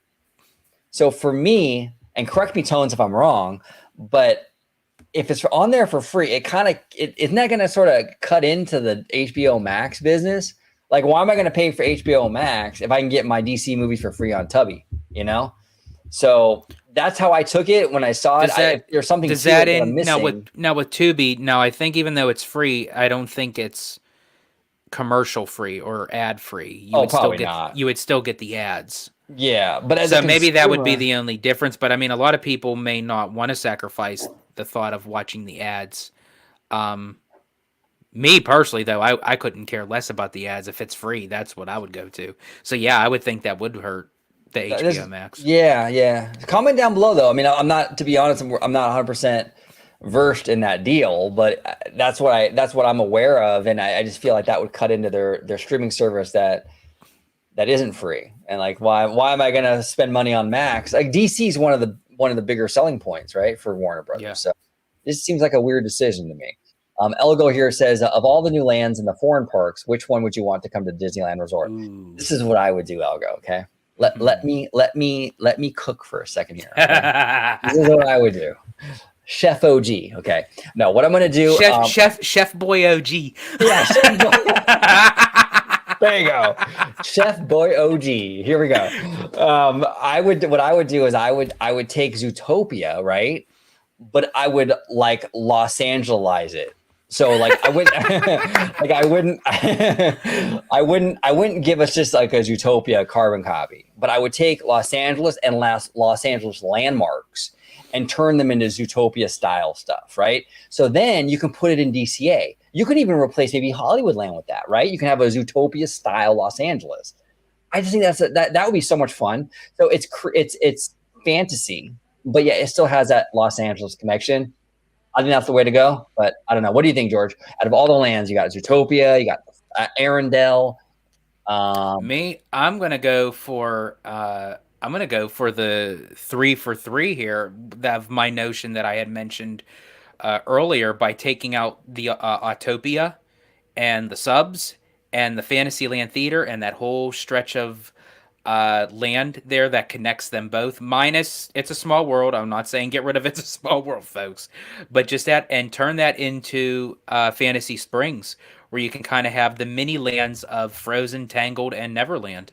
Smart. And then there you go with the lagoon. You have the Mermaid Lagoon with Skull Rock right there for Neverland. Yeah, exactly. That's a great idea. A really good idea, actually. And it makes sense to expand Fantasyland into that space, because Fantasyland's where all the money's at. Let's be honest. That's where all the billion-dollar princess movies are. So it makes sense to give them more room than Tomorrowland, which, what are you going to put in Tomorrowland? Star Wars already has its own thing. Marvel already has its own thing in DCA. So it makes sense to expand Fantasyland out more, or that fantasy theme. Mr. Theme Park Casual has entered the chat, and we have a special drop for Theme Park Casual because Theme Park Casual is family here. We love Casual. Make sure you subscribe to him on YouTube. Theme Park Casual. He does amazing live streams from Disneyland, a lot of live streams from Knott's. He is awesome. Casual, this is for you, buddy. I don't know. Fly Casual. And Mr. Bad Thought Studio here says OG with his first terrible take, and Credit Coaster is fun as well, it is fun. I don't know, man. I don't know. It's aesthetics, and I think the pier would be so much better off with something a little more fleshed out, right? Like a little more immersive, But that, again, I'm coming at it from like a super theme park nerd side, I guess. Of the normies love Incredicoaster. I mean, a lot of people love it, and that's why I was saying it is a controversial take, but yeah, I don't know. Oh, and maybe here says the only thing I'd get rid of Incredicoaster for. That's only thing. So what would be the? Yeah, maybe if you can elaborate. Yeah. If you can clarify on that one. Kaylee here says, weird how California Screamin' was so much better than Incredicoaster when it was basically the same ride. And isn't that crazy, Kaylee? Wait, Kaylee, you mean to tell me that you don't like Jack on a stick? Yeah, well, the Jack on sticks. But the theme matters, right? Because look at Indiana Jones Adventure at Disneyland. It's a banger, right, Kaylee? A banger. But then you can do the same ride at Animal Kingdom with Dinosaur. It's like they diluted. As I said, I love the coaster itself, but yeah, they diluted it with the Incredibles, unfortunately, because I love the franchise of the Incredibles, and I feel like they could have done something so much better than just kind of wallpaper band-aided them into the coaster. Like they could have done something so much better. Yeah, no, 100%. 100%. Elgo, I would like to know if George calls OG by his real name outside of the podcast, or does he always call him OG? You know what's funny? That is a very good question, by the way. It's a very good question, and he calls me. I think you call me OG. I do call you OG, and it's funny because I when I do refer him to his real name, like when someone else is using it, and then I say it because I'm quoting them, I'm like, Right. whoa, that kind of sounds weird because I'm just so used to calling him OG. I mean, if there ever came a time where it's like, he's like, you know what, I prefer, call me by my name, outside of, the show, I would definitely, do it. I just think it just automatically just rolls that way. Now, I do know our buddy Slimer, Right. who is a contributor and friend of the channel. I actually had this conversation with him, and he actually likes the connection outside of the show to actually be called by his real name, because I actually asked him that, and he said that's why I call. Well, I mean, they call me George no matter what. I mean, I've been called a lot of things, but So he prefers his real name outside. He the channel? actually prefers his real name outside. Man. I know. I found that out over the phone. Well, so did I. I was calling him Slimer, but I guess maybe that was like his way to kind of get into the thing that he likes, that kind of like that connection with the person. Right. To say, hey, you know what? Call me by my and I even asked him. I said, "What are you comfortable with? I'll call you Slimer. I'll call you by your real name, however you want to do it." And he said, "No." He said, outside of the show, call me by my real name. I'm like, you got it. You got it. Yeah, that's. And I said, you could call me anything, just don't call me late for dinner. There you go. Exactly. Maybe here says Autopia is going to be sponsored by Tesla, obviously, and then she follows up with Elon's just dying to sponsor Disney. Oh, well, yeah. I tell you, maybe then we're going to have a hard time getting in and out of those vehicles, because with those Tesla cars, we cannot get in and out of them for shit. Okay, so maybe a funny story. When George was out here back in like September, right, George? Right. Yeah. We ended up taking an Uber somewhere, right? And we were sitting in the back, and it was this guy, right? He drove us to our destination, and George and I tried to get out. I tried to get out on my door, and then George tried to get out his door. It was locked. We couldn't get out. So we told the guy, like, I think you need to unlock the doors. He goes, I did. And we're like, we can't get out. Like, we're doing everything. We can't get out. So it was a whole big thing, and he couldn't figure it out either. He had to get out of his car and come out to the front, to the outside, and open it that way. It wouldn't open. So it's like, oh man, it's like some of these Teslas, and then now they have like, I think there was like a big, like, isn't there like a big recall or something with a lot of these? I think so. Yeah. Like, it's not my cup of tea. Yeah, mine neither. And hey, you know what? Maybe drop the money. So we got to do a little money. Perfect. Where was I? Hold on one second. Okay, so Kaylee's asking, theme park casual, where would you sing karaoke then without Autopia on Dumbo? Exactly, casual. Where would you sing karaoke? Exactly. Bat Thought Studio, is it just me or is Triceratops Spin the best ride ever? It's just you. We didn't go on that. We didn't go on that one. No, we didn't. Is that why you don't like it? It's just another spinner ride. It's just like, if I was going to go on a spinner ride, I'd do Dumbo just because of how the classic of it. But I mean, the flying carpets of Aladdin, the Astro Orbiter, the Triceratops Spin, it's all one and the same. There you go. Kaylee though has a hard disagree. George says, "Yo, I agree." Bat Thought Studio. I rope drop that every single time. Wow. She rope drops that one. She rope drops. Wow. That's okay. Wild. That's interesting. Yeah. Mocha Bean here. Your most cherished Disneyland memory. My most cherished Disneyland memory, actually, it's not memory, it's memories. It's going there with my late grandma. My grandma was really fun. Like, she was a big Star Wars fan, believe it or not. So she was fantastic. Like, we'd go on like Star Tours. She was a huge fan of the Main Street Parade. I miss my grandma. Those memories with her were fantastic. So that would be mine. What about you, George? That's awesome. I have multiple as well. Two. Well, there's lots, but I mean, the two that kind of sticks out for me is my very first time at Disneyland, because I was a late bloomer when it came to Disneyland. I always went to Walt Disney World. I actually experienced Disneyland for my 21st birthday. I took myself out. It was a solo trip, and it was just one of the most immaculate moments of my life where I was in a super shuttle at the time, and it's like, because I'm not used to seeing how it uh, usually is, because when you go into Walt Disney World, when you cross through the arch, you don't really see, oh, there's Epcot, there's Magic Kingdom, there's Animal Kingdom, because it's so spread out, it's so big. But when I got onto Harbor, I'm looking and I see the peak of Matterhorn Mountain, and I see Grizzly Peak, and I see, at the time it was the Tower of Terror, now Mission Breakout, and I'm starting to see the construction of Cars Land, and I'm thinking, oh my god, I'm looking all over the place. I'm like, oh my gosh, I'm here. I'm at Disneyland, and it was just a remarkable feeling. I remember calling my mom because I had to tell her that I landed. I checked in my hotel. I opened the door. I threw my suitcase in. I was like, "Mom, I'm here. It's beautiful. I love you. Gotta go. Bye." Hung up. Shut the door. Boom. I was out of Disneyland. Yeah. And the second memory was actually multiple times of hanging out with my extended family, with this guy over here, our mutual friend Mindy, Theme Park Casual, all the people that I've connected with through the Disney community, that if ever I can have the opportunity to hang out with them at the parks, just enjoying the ambiance, the smell, the sights, the sounds, dinner, what have you, even just walking through downtown Disney, it's always a good time. So those are like the best 100%. moments at Disneyland, which inspired me to get a Magic Key, because that's why I just make so many more frequent trips out, because of Exactly. everyone out there. Well, and then your visitation habits change when you go more frequently, right? Like when you're a tourist, like when you're in tourist mode, it's like ride, show, show, right? But when you're like, okay, this is my third time in like just as many months, then it's like, okay, I'm gonna go to the Grand Cali with OG. We're gonna have a beer and a sandwich, hang out. There's no stress because we've done it all before, right? We We're just did. hanging out. Yeah, like I remember that day. We went into Disneyland. We rode the Columbia. Yeah.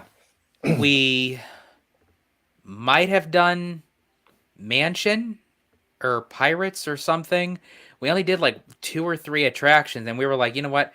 Let's go get some lunch at the Grand Cali. So, and then we had our sandwich, we had our beer, we were just chilling. And we got the sandwiches that we got were Italian subs. It's like, come on, how on brand can you get? You know what I'm saying? It was awesome. It was freaking awesome. Epic Diz, good to see you. Epic Diz, friend of the channel, welcome aboard, sir. Do you think kids growing up with today's Disney parks will have the same nostalgia from the parks as 90s and 80s kids had? What's the solution to merge nostalgia with the future when park planning? That's interesting. There's a lot of talk about, we talked about it on the channel actually a while back about that, where will kids have the same nostalgia? I think they will. I think this whole idea that kids don't have the same love for Disney that kids in like 30 years ago did, I think that's overblown. I think there's a lot of love for Disney still. A lot of these kids, they grew up on things like the MCU, right? Obviously, even Star Wars, like the prequels, things like that. Up until very recently, the Disney movies were doing very well with Tangled, Wreck-It Ralph. Even like the live action movies. Like when you have a movie like Beauty and the Beast live action make $1 billion, that shows you the power of like some of these older franchises. So I think there's still it's definitely there still. And I think that I definitely think that kids will have that same nostalgia. And it's also based too on your experience, right? Like George and I were talking about, like when him and I would go, we would have a great time. We'd have a few beers, hang out, talk, bond. I'd go with my grandmother when I was younger. Obviously those are great memories. Some of this nostalgia is also with who you go with too, right? I was just going to say that. That's a huge element to it. Of who you go with, of who you incorporate yourself with, how you're actually being brought up, as a child. If you grew up in my household, and I was your parent, you'd be eating, sleeping, and breathing Disney 24 hours a day, 7 days a week, 365 days a year, because that's just how I am. So I would engulf you in with that rich Disney history and nostalgia. So by the time you're an adult, you could either probably beat it with a stick and it's like, you know what, I'm so sick of it, or you could actually take it and grow up and create your own memories and with their own children. So I think it also depends on that as well. Yeah, absolutely. This is actually when George says he eats, breathes, and sleeps Disney, he's right. This is his alarm clock. So, I mean, the man's hardcore, dude. The man's hardcore. Theme Park Casual says, Jim Scholl claims it's more than a rumor, like the UK spelling. Yeah, rumor with an O-U-R. Very, very UK. Rumor. Yeah, no, it's more than a rumor. Elisa Stella is reporting on it, and she's got good sources in Universal. And, I think even Theme Park Wizard, Theme Park Wizard has great sources as well. And he's talking about it too. I mean, I think it's pretty close to official. I think they bought like 500 acres of land over there. So what are you going to do with that if you don't build it? So it's happening. It's happening. So Wizard here with a 3-parter. Yes, tons of UK visitors visit Orlando. That's why the UK park will have no clones from the US. So that's interesting because I was asking, are they going to do the Potter thing? Apparently not. I mean, unless they go in a different route with Potter, some new thing they haven't done in the other parks, but they're not going to have clones from the US parks.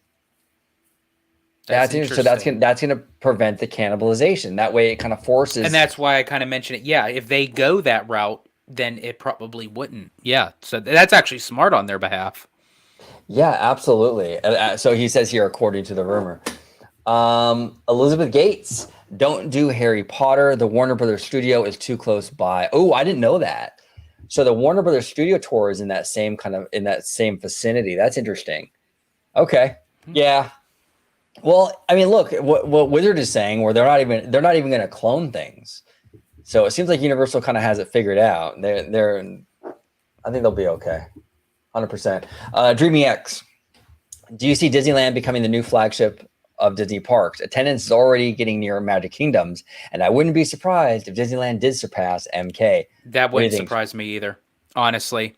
I personally feel like with the numbers and actually from going out to both coasts recently, seeing it back to back, not saying that, Walt Disney World isn't doing numbers, isn't bringing people in.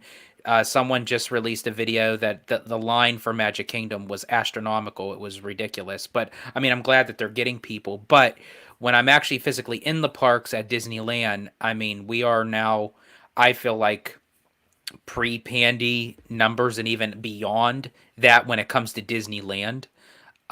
So I think, honestly, in a couple years, especially if Disneyland Forward, what am I saying? George, stop it.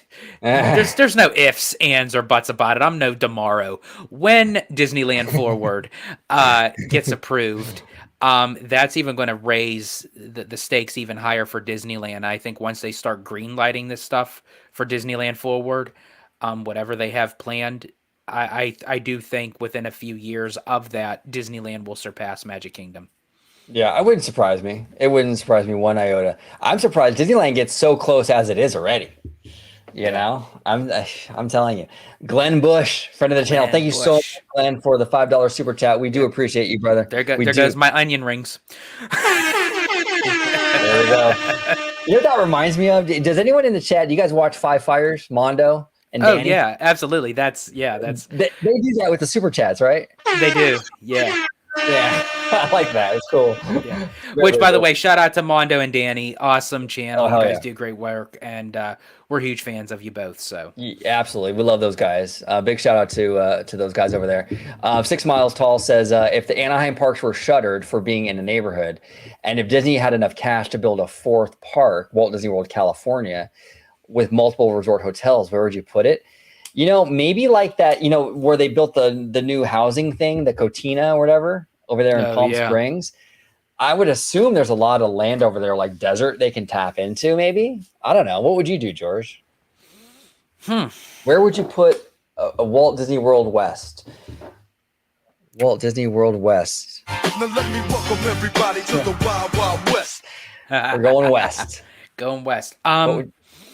Geez, I don't know as far as like how much of land is beyond. That would be my guess, OG, like with that Disney storybook type of living quarters neighborhood, that Right. would probably be the biggest chunk. I do think that, Walt had the opportunity, which this is why he even created Walt Disney World in Florida, because of all that land that he let go when he was purchasing the orange groves. No pun intended. Um, for Disneyland, I think if he would have known what it was going to become, I think he would have bought out most of what you see now as Harbor and Catella Yeah. Yep. and 100%. Ball Road and what's the other area that's the neighborhood? It's right off of oh gosh, it's the name of the street. Like it's going to be like where Oh, um Magic Way. no, no, no, no. It's the name of the street of the residential. So it's like they have to watch like the permits of how much like for Oh, the Walnut. Walnut. Yeah. So I think he would have bought up like Walnut, Ball Road, Catella, Harbor. I think all that would have just been Disney property. Yeah, absolutely. I'm telling you, man, that would have been awesome though if he could have got more land. Yeah. That would have been awesome. Yeah. Mr. Paul Shockley here says, you think Disneyland Forward will get approved?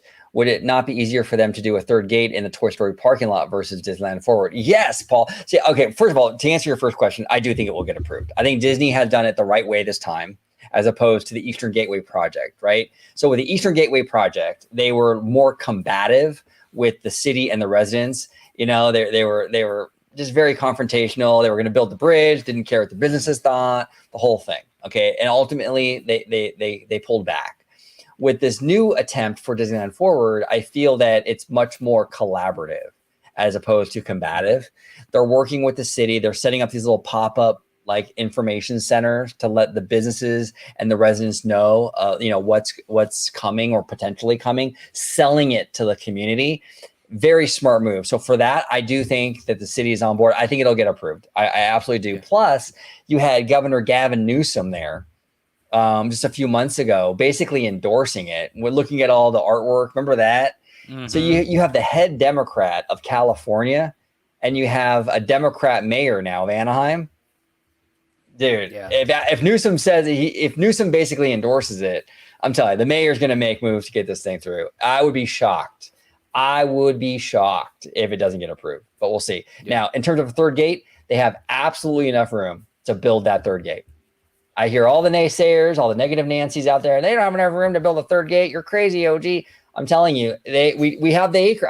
There's 75 acres. DCA is 75 acres minus the Grand Cali Hotel.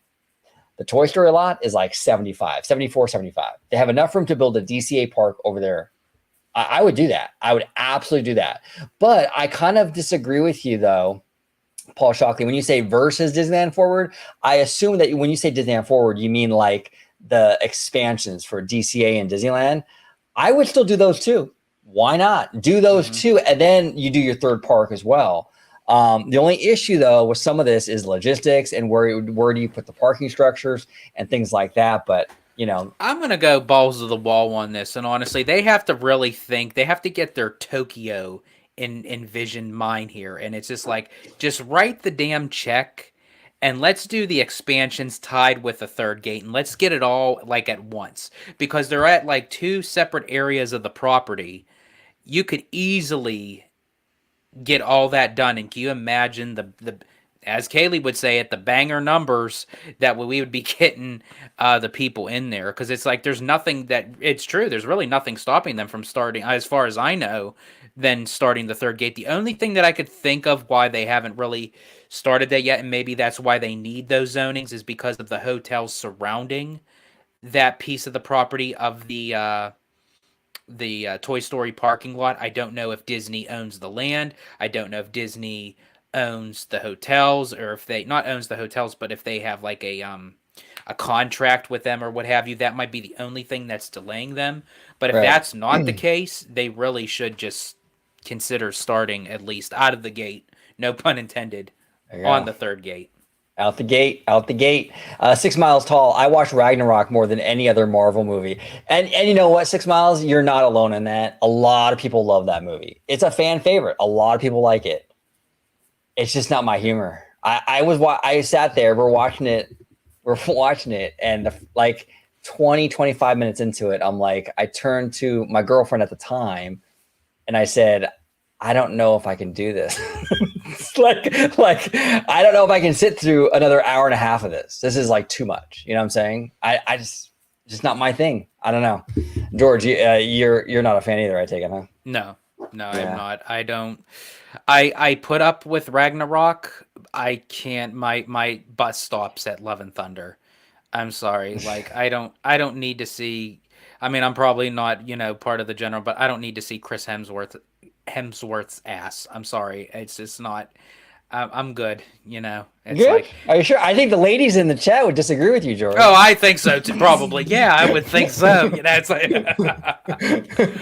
because unlike what you said at the time, my ex-wife, after we seen that scene, she leaned in and said, "I think I can do this." Oh man, crazy. Okay, so maybe here says, this is a good question. I'm gonna start with you, okay, George? This is a good one.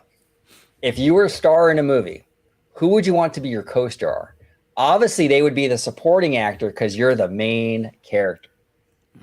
You're the main character, George, and you can pick your co-star. Who's it going to be? Oh, good gosh. Who's it going to be?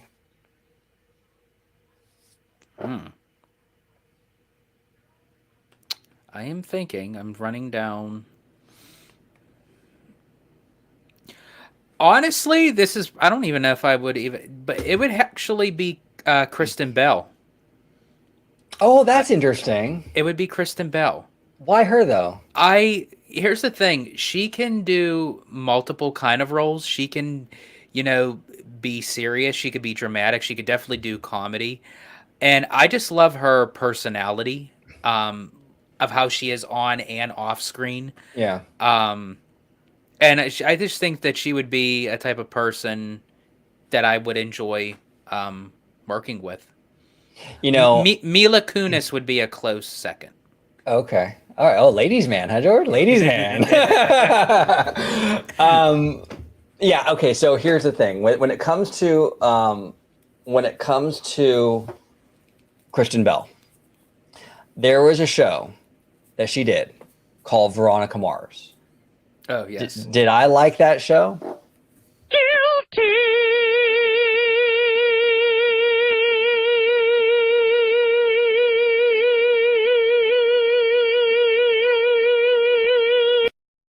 Absolutely.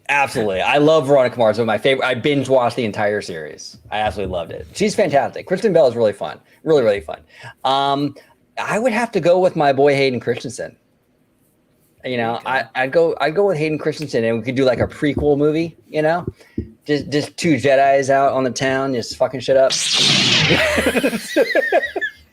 There's the tagline of your movie. There we go. That would be it. I would do my boy Hayden. I like him, and that'd be cool. Like two Jedis just out on the town fucking shit up. Yes. There we go. Mocha Bean, if you could import one ride each from every international Disney park and put it somewhere at the Disneyland Resort, which rides would they be? Go ahead, George. From each. One ride from each of the so one. Okay, one. Okay, I got you. Okay, and then put it somewhere at the Disneyland Resort. Okay, trying to go through. Okay, I would take Mystic Manor.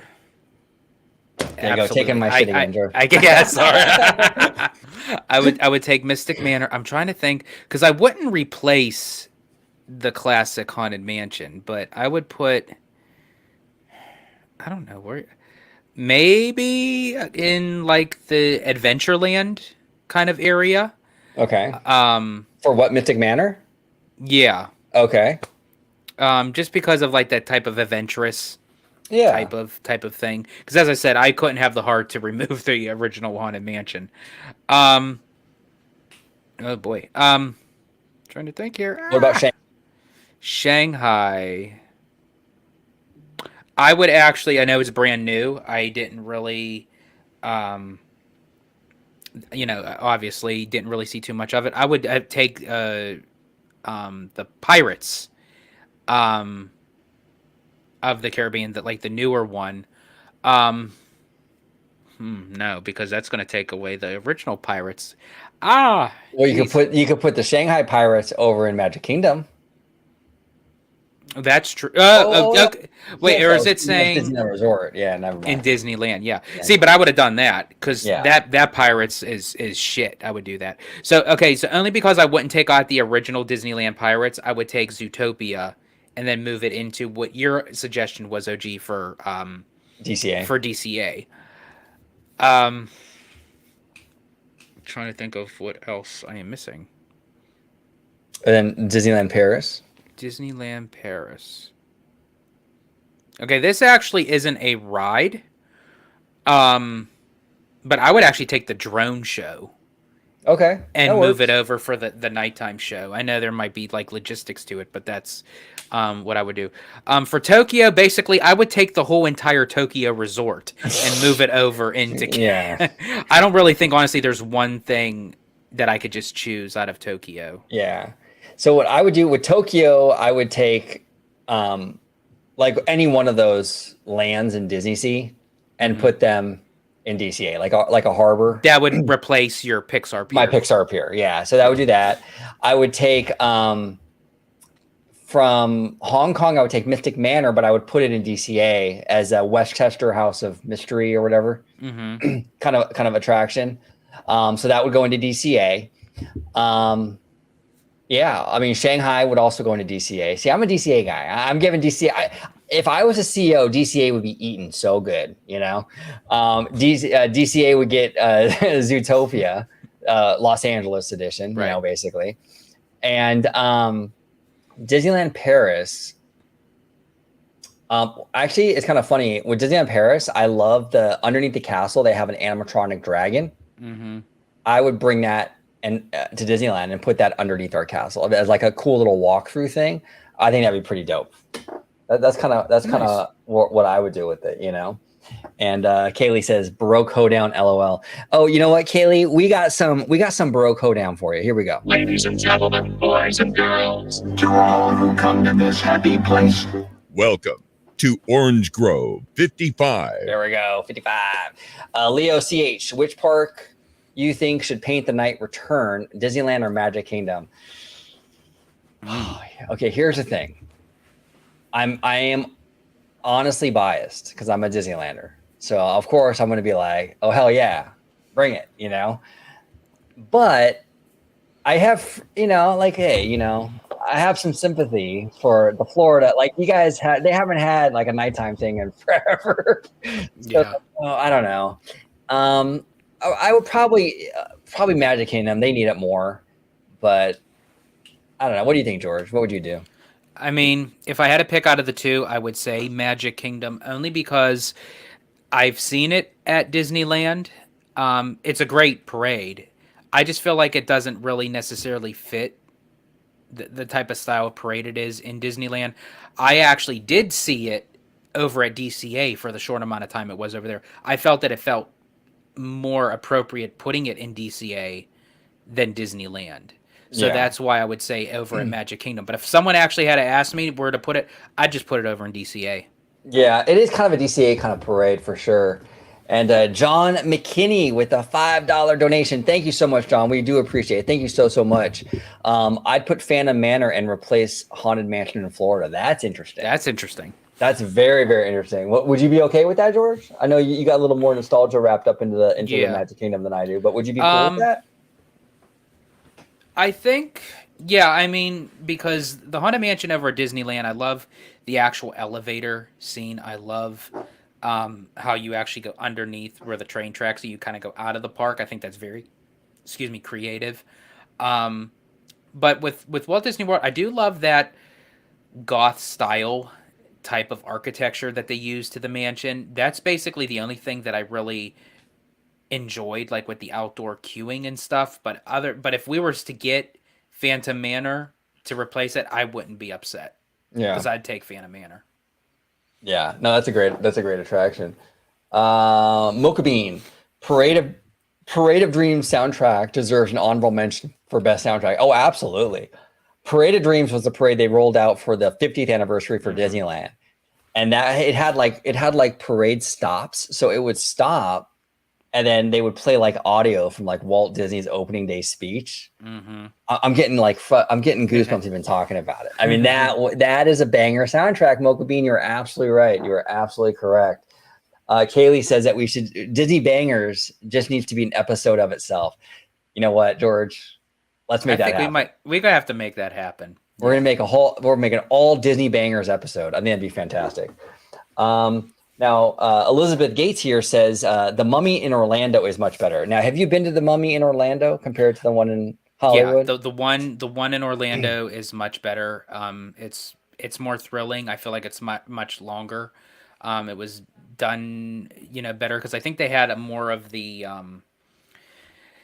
kind of like the room, so to speak. Because I know that's the one thing that's a downfall to Universal Hollywood, just like Disneyland. The room for expansion, you kind of have to make do with what you have, right? And unfortunately, the Mummy just isn't up to par with at Hollywood than it is Orlando. Yeah, that's what I'm hearing. And Elizabeth, I want to thank you for joining us. I always enjoy Elizabeth's insight on Twitter and stuff. She's awesome. Where am I? Okay, Brittany Johnson. Do you guys play Disney Dreamlight Valley? I do not. I'm not much of a gamer, to be honest, Brittany. Have you dipped into that at all? George? I have not. I do know of it. It looks interesting. I'm at the point where I enjoy watching people play games. Oh, okay. I'd play a little bit, from time to time, but I mean, I'm more of like a sit back, watch a person, do their thing. Yeah. Okay. That's fair. Bad Thought Studio. How can we convince George to watch Hot D and Game of Thrones OG55? So George, what can we do to convince you, man, to watch these Hot D was really good. House of the Dragon was really good. And that's, you know what? That's a show that you can do like on a weekend.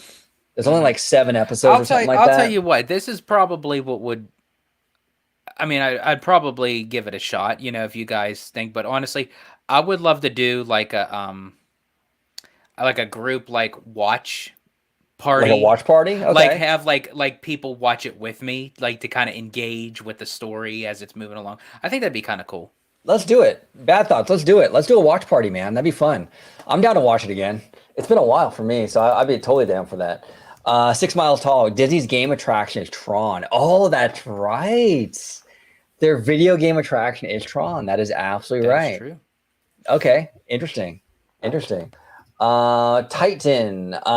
Speaking of Kingdom Hearts, I think Kingdom Hearts did so much for Mickey Mouse to rehabilitate his image. What do you all think?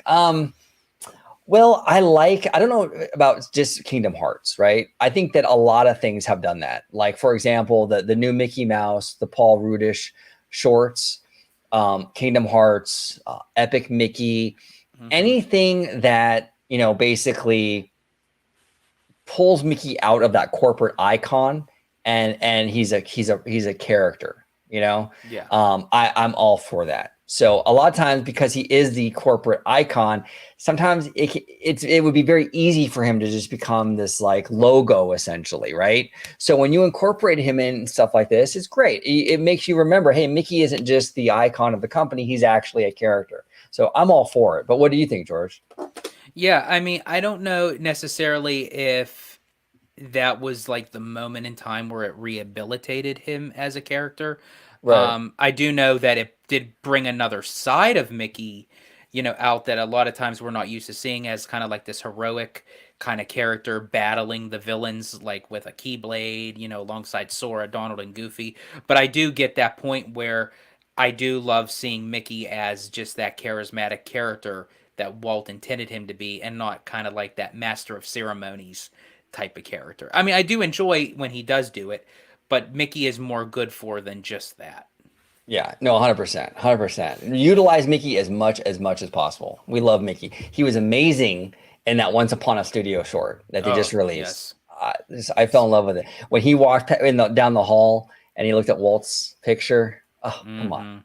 How could you not? Oh, man. And we got the one and only Mr. Seymour Duck in the house. Thank you so much, Seymour. $5 donation for the food. Thank you so much, Seymour. You're awesome. Seymour Duck is a contributor here on the channel. He's a huge Nintendo fan, big finance guy. So we bring Seymour on a lot to talk about like the Disney like quarterly earnings and the financials. We're working on a Nintendo show with Seymour. Really want to dive into like Nintendo, Pokemon, all that good stuff. So look for that. But Seymour is absolutely fantastic. Follow him on X. You will not be disappointed. A lot of great insight into the company and just Nintendo and all that good stuff. Seymour, thank you so much, brother. We appreciate you. We really do. Absolutely. Let me see here. Kaylee says, when I asked Mickey in his Kingdom House outfit at Boogie Bash where Sora was, Mickey had no idea what I was talking about. Yeah. Oh. Yeah. Catherine was like, I don't know. No. Oh my gosh. That is so funny. That Thought Studio. When does Tones get his own drop? Oh, you know what, Tones? We'll work on that for you. You and Candid Camper and Seymour too. We got to get you all. Yeah, you all got to have your signature drops. Yeah, exactly. Let me see here. Give me just a moment. I kind of like I'm losing my spot. Let's see here. Let's see here. Oh, this is funny. Maybe here says Pixie Dusters receive a Tesla defamation lawsuit. Yeah, exactly.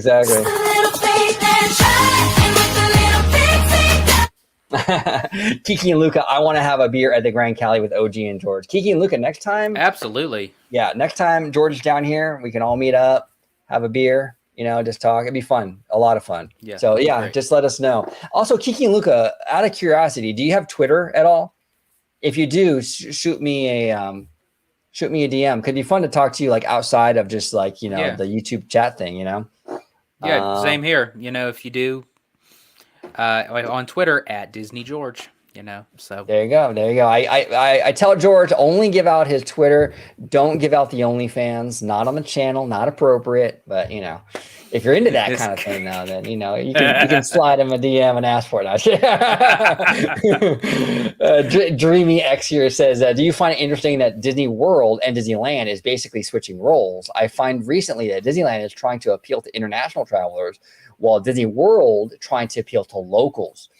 It's interesting, it's interesting, but not surprising because they're trying to tap into markets that they need, that they see growth potential, And here's the other thing with Disney World in Orlando.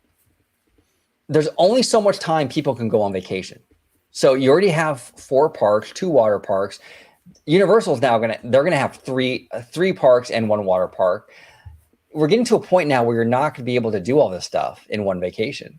So I can see the writing on the wall with these companies like Disney and Universal, where they're like, you know what, we might have to start tapping into that local market a little more now, because maybe, we're kind of maxed out with the tourism a little bit, because what's the average family going to do? You're going to spend 2 weeks in Florida. How many parks? You're going to have between Disney and Universal, you're going to have 7 theme parks. Yeah, that's a little much. It's a little much. But if you're a local, right, you can dip in and out. You go to this one, go to that one. Universal already has kind of Universal has a pretty strong locals market with that Halloween Horror Nights. That's a massive draw for a locals market. So yeah, no, they are switching a little bit. And I've been saying this for a long time. Disneyland needs to cater more to tourism, and they need to start giving incentivizing more tourism dollars. I think that's the way to go for Disneyland. Mocha Bean, do you see a scenario where Disney updates the Tiki Room due to what some see as racial stereotypes with the voices of the birds? Hope I didn't just launch a stick of dynamite into the chat, LOL. Yeah, no, that's been going around. I've seen a lot of people on Twitter talk about it. Oh, and CJ, I did miss your comment. I'll come back to it. I do apologize. But there's been speculation on that. I don't know. I think that whole thing, though, to be honest with you, that like the super politically correct stuff is kind of falling to the wayside a little bit. I think I think that trend is sort of on its way out a little bit. I haven't heard anybody really think that a lot of the normies that go to these parks and go to these attractions, that they they sit back and they say, "Wow, is that a super offensive?" I don't really see it. I personally feel like a lot of this stuff is within the own inner circle of the Disney community. Yeah, no, I know. Well, and just I think that they're like Disney is like kind of like almost paranoid, right? So Yeah. like people like if you're of that if you're like a Latino or Latina like when you're in the chat, I mean, do you find the Tiki Room accents offensive? The voices offensive? If you do, comment in the Yeah. chat. We'd like to hear from you. I don't know. I haven't really heard that from that Yeah. community that it bothers them. So maybe it does though. I don't know, but I don't think it's a huge issue. But it could be. You never know. Yeah. Let me see here. CJ Striker. Hey guys, would you like to see Disney do more anime studio collaborations like they did with Star Wars? Oh my God, yes. Absolutely. Star Wars Visions season 1 and 2 were, as Kaylee would say, absolute bangers. I loved Star Wars Visions. I would love to see Disney do more collaborations like that. They used to actually have a licensing deal, if I'm not mistaken, or a distribution deal with Studio Gilby. And I don't know what happened with that. It fell off, but I would love to see that. But George, what are your thoughts on that? Would you like to see more of that? Oh yeah, absolutely. I think anything that can, help better, Disney, like with the animation and have a different style of animation and what have you, I think that would be phenomenal. And they can kind of dip more into Star Wars. They could do more with Marvel, or even just like with a new type of form of like even with anime. It's yeah, absolutely. Yeah, 100%. I think that the stuff coming out of Japan with animation is incredible. I just think in general Asia is crushing it right now with entertainment. I said it so many times. I fell in love with K-pop this summer, and I haven't looked back since. I'm all in now. I just think that there's a lot of creativity over there, and if they can bring into the Disney fold, I'm open for it. With animation and all that stuff, go for it. Absolutely. Starship 824 says, I was at Walt Disney World about a month ago and it was packed. I think people just didn't go a lot in the summer this year. Yeah. I keep hearing that like there's just brand withdrawal from Disney because, people don't trust Disney now. They're woke or this, that, and the other. I don't know, man. I don't see it over here in California, at least. I mean, it's Disneyland's been packed. I'm hearing a lot of reports that Starship, like what you're saying, where it's been packed at Disney World lately. Even like the summer wasn't completely dead, because when we were there, George, like the end of July, it was pretty busy. Yeah, it wasn't dead, and but it was like a normal, healthy kind of busy. Yeah, I was honestly not shocked, but I mean, as I said, nowadays I actually enjoy when I see people in the parks, because that means that Disney is still healthy. That because I want to see Disney succeed, and in order for them to succeed, they need the butts in the parks. Right. So Exactly. DWMK here says there are some locals at the parks that bring down the experience. Too many drunks at the parks and resorts. Okay, that's interesting. I have not had that experience on like anecdotally, right? Like I think Disney can't, in my opinion, from what I've seen personally, I haven't really come across a lot of like drunks at Disneyland Resort, where it's like, wow, that person's really hammered. I personally haven't, but to be fair, I also my visitation habits are more daytime though.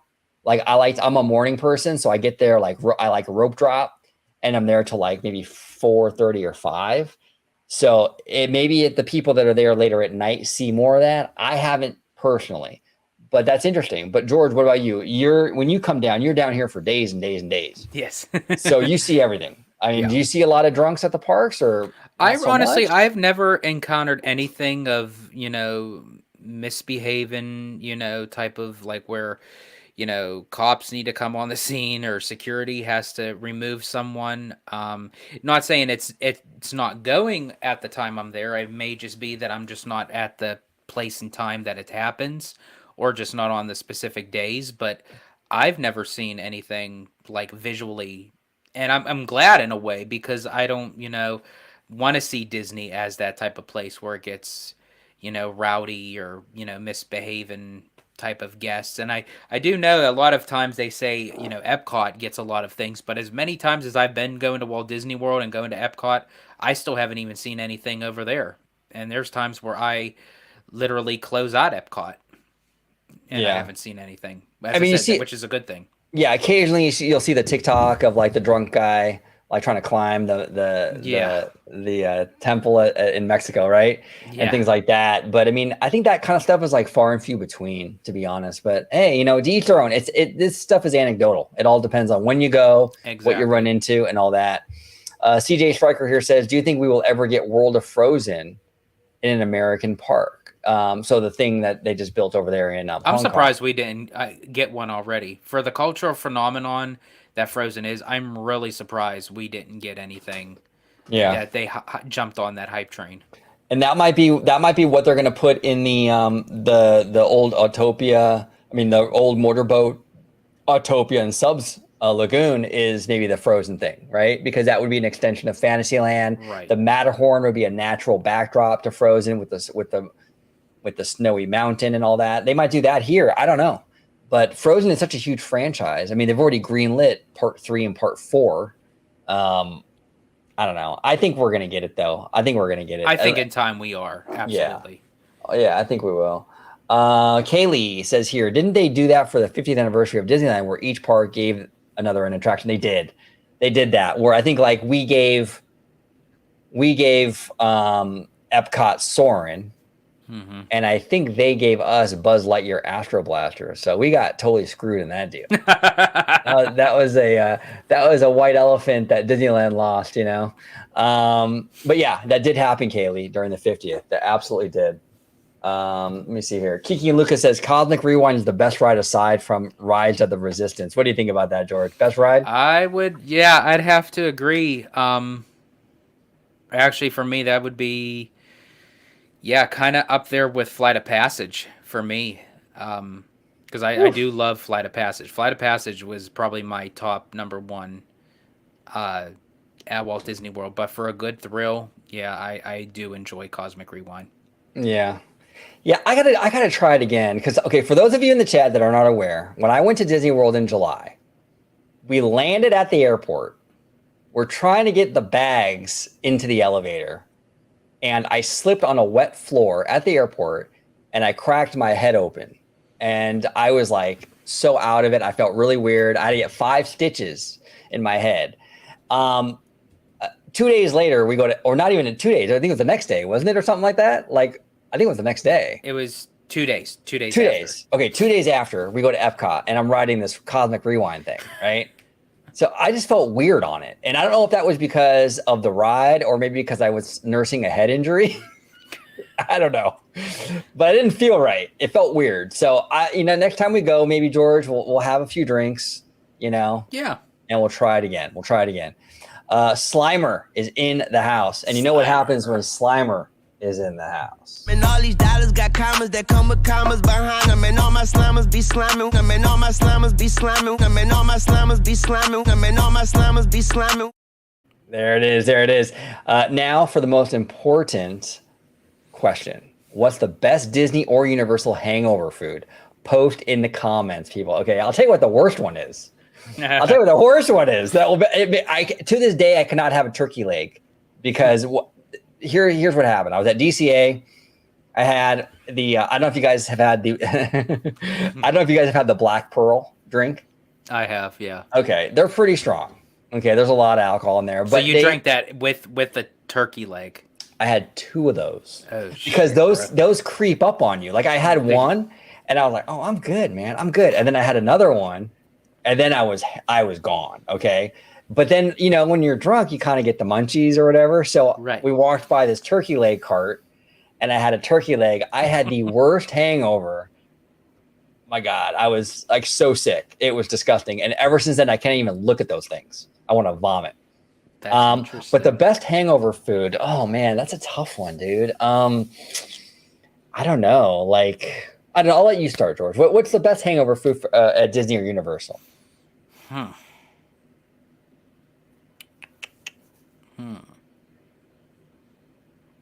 I don't know. I don't know if I actually like Slimer. Can you define like the best, like what food is best for a hangover, or it's like something that kind of goes with Well, something the that drink? I think what he's saying is like, if you're hungover, what could you get at Disney or Universal? Like, what food to kind of nurse your hangover, make you feel Gotcha. better? Okay. You know what I would do? If I was having a hangover and I'm at the parks, I would leave the parks and I'd go and get pho, the soup, the Vietnamese soup. Okay, I thought you were talking something else. No. It's PHO, George. PHO. But it's pronounced pho. Because I was actually going to say that would probably be my decision, but it wouldn't be the PHO one because it'd be like. But that's what I would do. I would leave and get Vietnamese soup. I mean, that does wonders for a hangover. Yeah, wonders. I think honestly, I can't really think of a specific food that would at the parks that would better a hangover. I can't think of something at the moment, but I wouldn't want to have a hangover at a Disney park because that means that I would have to leave because I would be feeling so sick I wouldn't be able to do anything or enjoy myself. So yeah. I can't really think of anything at the moment. Yeah. Okay. Well, Tones here says Bad Thought Studio. Do you guys drink coffee? If so, what's your go-to? I do drink coffee, Tones. I had 2 cups today. 2 cups of coffee today, and I take it black. I don't put anything in it. It's black. So here's a question for you, OG. Are you I know what I am. Are you a Starbucks or a Joffrey's? Starbucks. I'm a Joffrey's. Are you? You're a Joffrey's guy? I'm a Joffrey's. Yeah. Yeah, I don't know. You know what? Maybe I've only had Joffrey's at DCA, and I wasn't impressed. You know, it might be that it just might be that cart. No, I do. Good. It might have been because I get Joffrey's all the time at Walt Disney World. Never disappoints. Okay. Interesting. You didn't get any Joffrey's when we were at Epcot? I thought you got something at the Joffrey's cart in World Showcase. I thought you did. I got a lot of alcohol at World Showcase. I got this bad boy in Germany. Yeah, you did. Yeah, but I don't remember any coffee. I don't know, maybe because of that. Maybe that's why I don't remember it. Because I thought it was like sometime in the morning, like when we were waiting. I can't remember. I thought we did, but maybe it was just me that got something. Yeah, no, I didn't get a coffee. Not that I recall, but okay. Yeah, I don't know. I like coffee a lot though, Tones. I am a coffee guy. I need some sort of caffeine in the morning, whether it be coffee or some kind of energy drink. I can't just I can't function really without it. Like when we were staying at the Poly, right, George? Like I would wake up at like 6 o'clock in the morning. Yeah. And I'd go to that. What was it called? Captain Cook's. Captain Cook's. Yep. I'd either get a Monster or I'd get a cup of coffee, and first thing in the morning. That's my thing. Showcase of Wishes. Speaking of Epcot, Showcase of Wishes is here. Hello, ladies and gentlemen, boys and girls. Ladies and gentlemen, boys and girls, to all who come to this happy place. Welcome to Orange Grove 55. All right, and then we got Maybe here. You gotta watch Game of Thrones, George. All right, I'm gonna have to. How many? Okay, I think you said you watched like a couple. I watched a couple, but I mean they weren't in order. Like they were just like random episodes. So for me to even tell you what the hell went on, I would probably lose that bet. Yeah, absolutely. Let's see here, Lord Jonathan. Will you talk about CES January 9 through 12 if a big announcement happens? Yeah, I mean it depends. Like we are not huge gamers.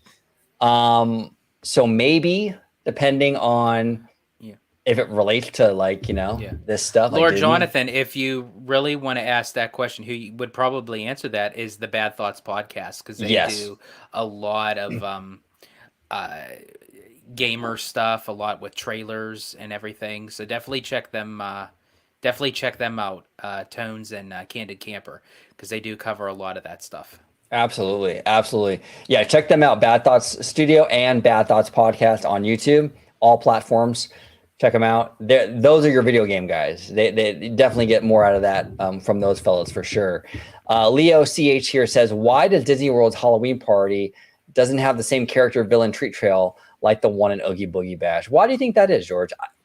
What's your Yeah, they feeling have on like that? two different feels, like with the Halloween party. The one in Magic Kingdom seems a little bit more towards like the Fab Five dressing up for Halloween. Oogie Boogie Bash kind of leans more towards the actual villains themselves.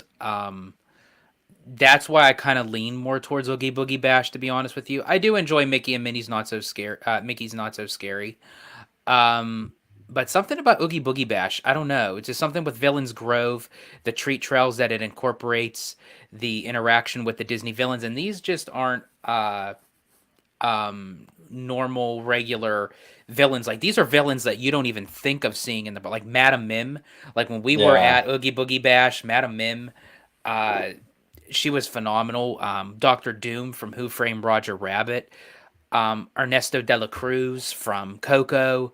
I mean, you get these very exquisite villains with these interactions while you do these treat trails, and I dig more of Oogie Boogie Bash at DCA. The only thing that I would love to see at Disneyland that I enjoy at Magic Kingdom is the Hocus Pocus Right. Spooktacular that I enjoy.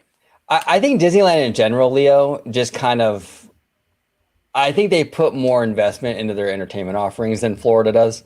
For whatever reason, I'm not really sure why, but it just seems consistently Disney is a step ahead. Whether it be with character like the character moments, right? Like Avengers Campus is crazy. Like when Disney Plus has a new show, that episode, DCA had that character from that episode in the parks premiering. You know, I think Disneyland. I think for whatever reason they just put more money into that stuff compared to Florida. You know, sadly, Yeah. I wish Florida would step it up a little bit with that, but for some reason they don't. Dreamy X follow-up question: do you believe Walt Disney World tapping more into the local market would be more beneficial? I could see Disney starting to put more care into projects, events at the resort. I don't know. I mean, I think that, like I said earlier, Dreamy, I think that you're going to get to a point where there's only so much time people can go on vacation. You know, you're going to have 7 parks between Universal and Disney. That's not even including the water parks. How many days can people take off of work to do this? How much money do people have to do this? Eventually, you know, you're reaching a cap here. So I think the natural evolution or a natural next step is to start going into the locals market. There's some growth there, I think, that you can work with. So I don't know. It's kind of where we're at. Slimer here said, what hurts more, quote, gentle reminder emails or inside the magic headlines? What do you think, George? Gentle reminder emails or inside the magic headlines? Oh boy. I'm sorry, probably inside the magic headlines. It really busts my chops when, I mean, I've learned the hard way of, you know, really knowing what clickbait is, but I feel bad for the people that literally take those headlines serious. Until you read through it and it's not what you think it is. It's well, what it is actually. Hold on one second. I think I have a drop actually for the inside the magic headlines. If you give me just a second. That is one big pile of shit. There you go. That's pretty much one more time. That is one big pile of shit. There we go. Showcase of Wishes, way too much alcohol at the Disney parks. Showcase does not like, I've talked to Showcase a lot about that. Like he doesn't feel like he feels there's a little too much at the parks. And, you know, that's fair. I mean, a lot of people kind of have that opinion. You know, a lot of people feel that it's kind of getting a little out of control with the alcohol, you know. I don't know. I don't mind it as long as Disney kind of polices it. You know, if it gets out of control, you know, then we're in bad hands. Okay, we got a few more questions, then we're going to take off. We got 2.5 hours here, so we'll do another live show very, very soon. But we'll take a couple more questions, then we're going to head out. But Leo CH here says, and keep in mind too, George, he's 11:30 by you? It's going on 11:30. Yeah. Look at this guy, man. You're a party animal, George. You're a party animal. Okay, Leo CH here says, is it just me or you guys feel that the guests starting to get more rowdier after the pandemic? I think that like rowdy in the sense of maybe like frustration. Yeah, I think it's Yeah. frustration. I think people are like burnt out with just society, Yeah. and everything in general. And then now you have, I think, a lot of layers of frustration at the Disney parks with the app and the reservations. And so people are just kind of on edge. Is that kind of what you noticed too, Oh George? yeah, absolutely. Yeah, I feel like, like when things were shut down, not knowing how long it was going to take, and having certain logistics of, needing to abide by certain guidelines, and people were just on different levels, different pages, different beliefs, what have you. And then you tie into, because of the pandy, that then it moved Disney into moving into the reservation system and Genie Plus, and dealing with all sorts of apps and phone things. And it was just, I think it just hit people to the edge where it's just like, with the smallest little crack of something, it's like it just sets them off. Yep, exactly. And Maybe here says that's my favorite drop, and she's referring to the Slimer drop. So this is for you, Maybe. And all these dollars got commas that come with commas behind them. And all my slammers be slamming them. And all my slammers be slamming them. And all my slammers be slamming them. And all my slammers be slamming. There we go. All my slammers be sliming. Click K Net. What's your reaction to Jonathan Majors getting fired by Marvel? Yeah, so I guess they dropped a couple charges, but then he ultimately ended up getting convicted of a couple charges, and I think it's basically what was it? Assault and like harassment or something like that. I think they're both like misdemeanors, but that's the thing. Disney was just waiting for the ruling. They were just hanging tight. If he got off and he was not guilty, then I think they would have kept him. And I think they kind of knew in advance, if he's guilty, they're going to dump him. And they did. I mean, within an hour of the news. And I kind of already knew like that was kind of going to be the way, like even just with the accusation. So after I saw the headline, I helped myself to a cookie, went back to my Candy Crush, and that was that. Yeah, Yep. Absolutely. Okay, we got two more here. Mocha Bean here says, have either one of you ever spent New Year's Eve at the parks? I rang in 2023 at DCA in the pouring rain, gave us hats, and played Disney-friendly pop. Music started around 6 p.m. throughout the night. Yeah, I have been a few times actually to the parks at New Year's Eve. I prefer DCA way more than Disneyland for that experience because they have alcohol. I'm sorry, Showcase, but it makes a difference on New Year's. It absolutely does. But it was a good time, really, really good time. I had a really fun experience the 2 or 3 times that I've done it. What about you, George? New Year's Eve at the parks, ever do it? I've never done it, but I feel like I'm going to have new different experiences moving forward now that I'm going to have some extra time on my hands. Possibly, maybe not for this New Year's, but maybe the next one. Yeah, no, absolutely. And this is the last comment of the evening from Bad Thought Studio, live show on the 20th. So Mr. Italiano and OG, we're going to be on the Bad Thoughts podcast on the 20th this week to celebrate these gentlemen hitting 100 subs on YouTube. So we're going live with a gentleman from the Bad Thoughts podcast. I will be linking it obviously on Twitter.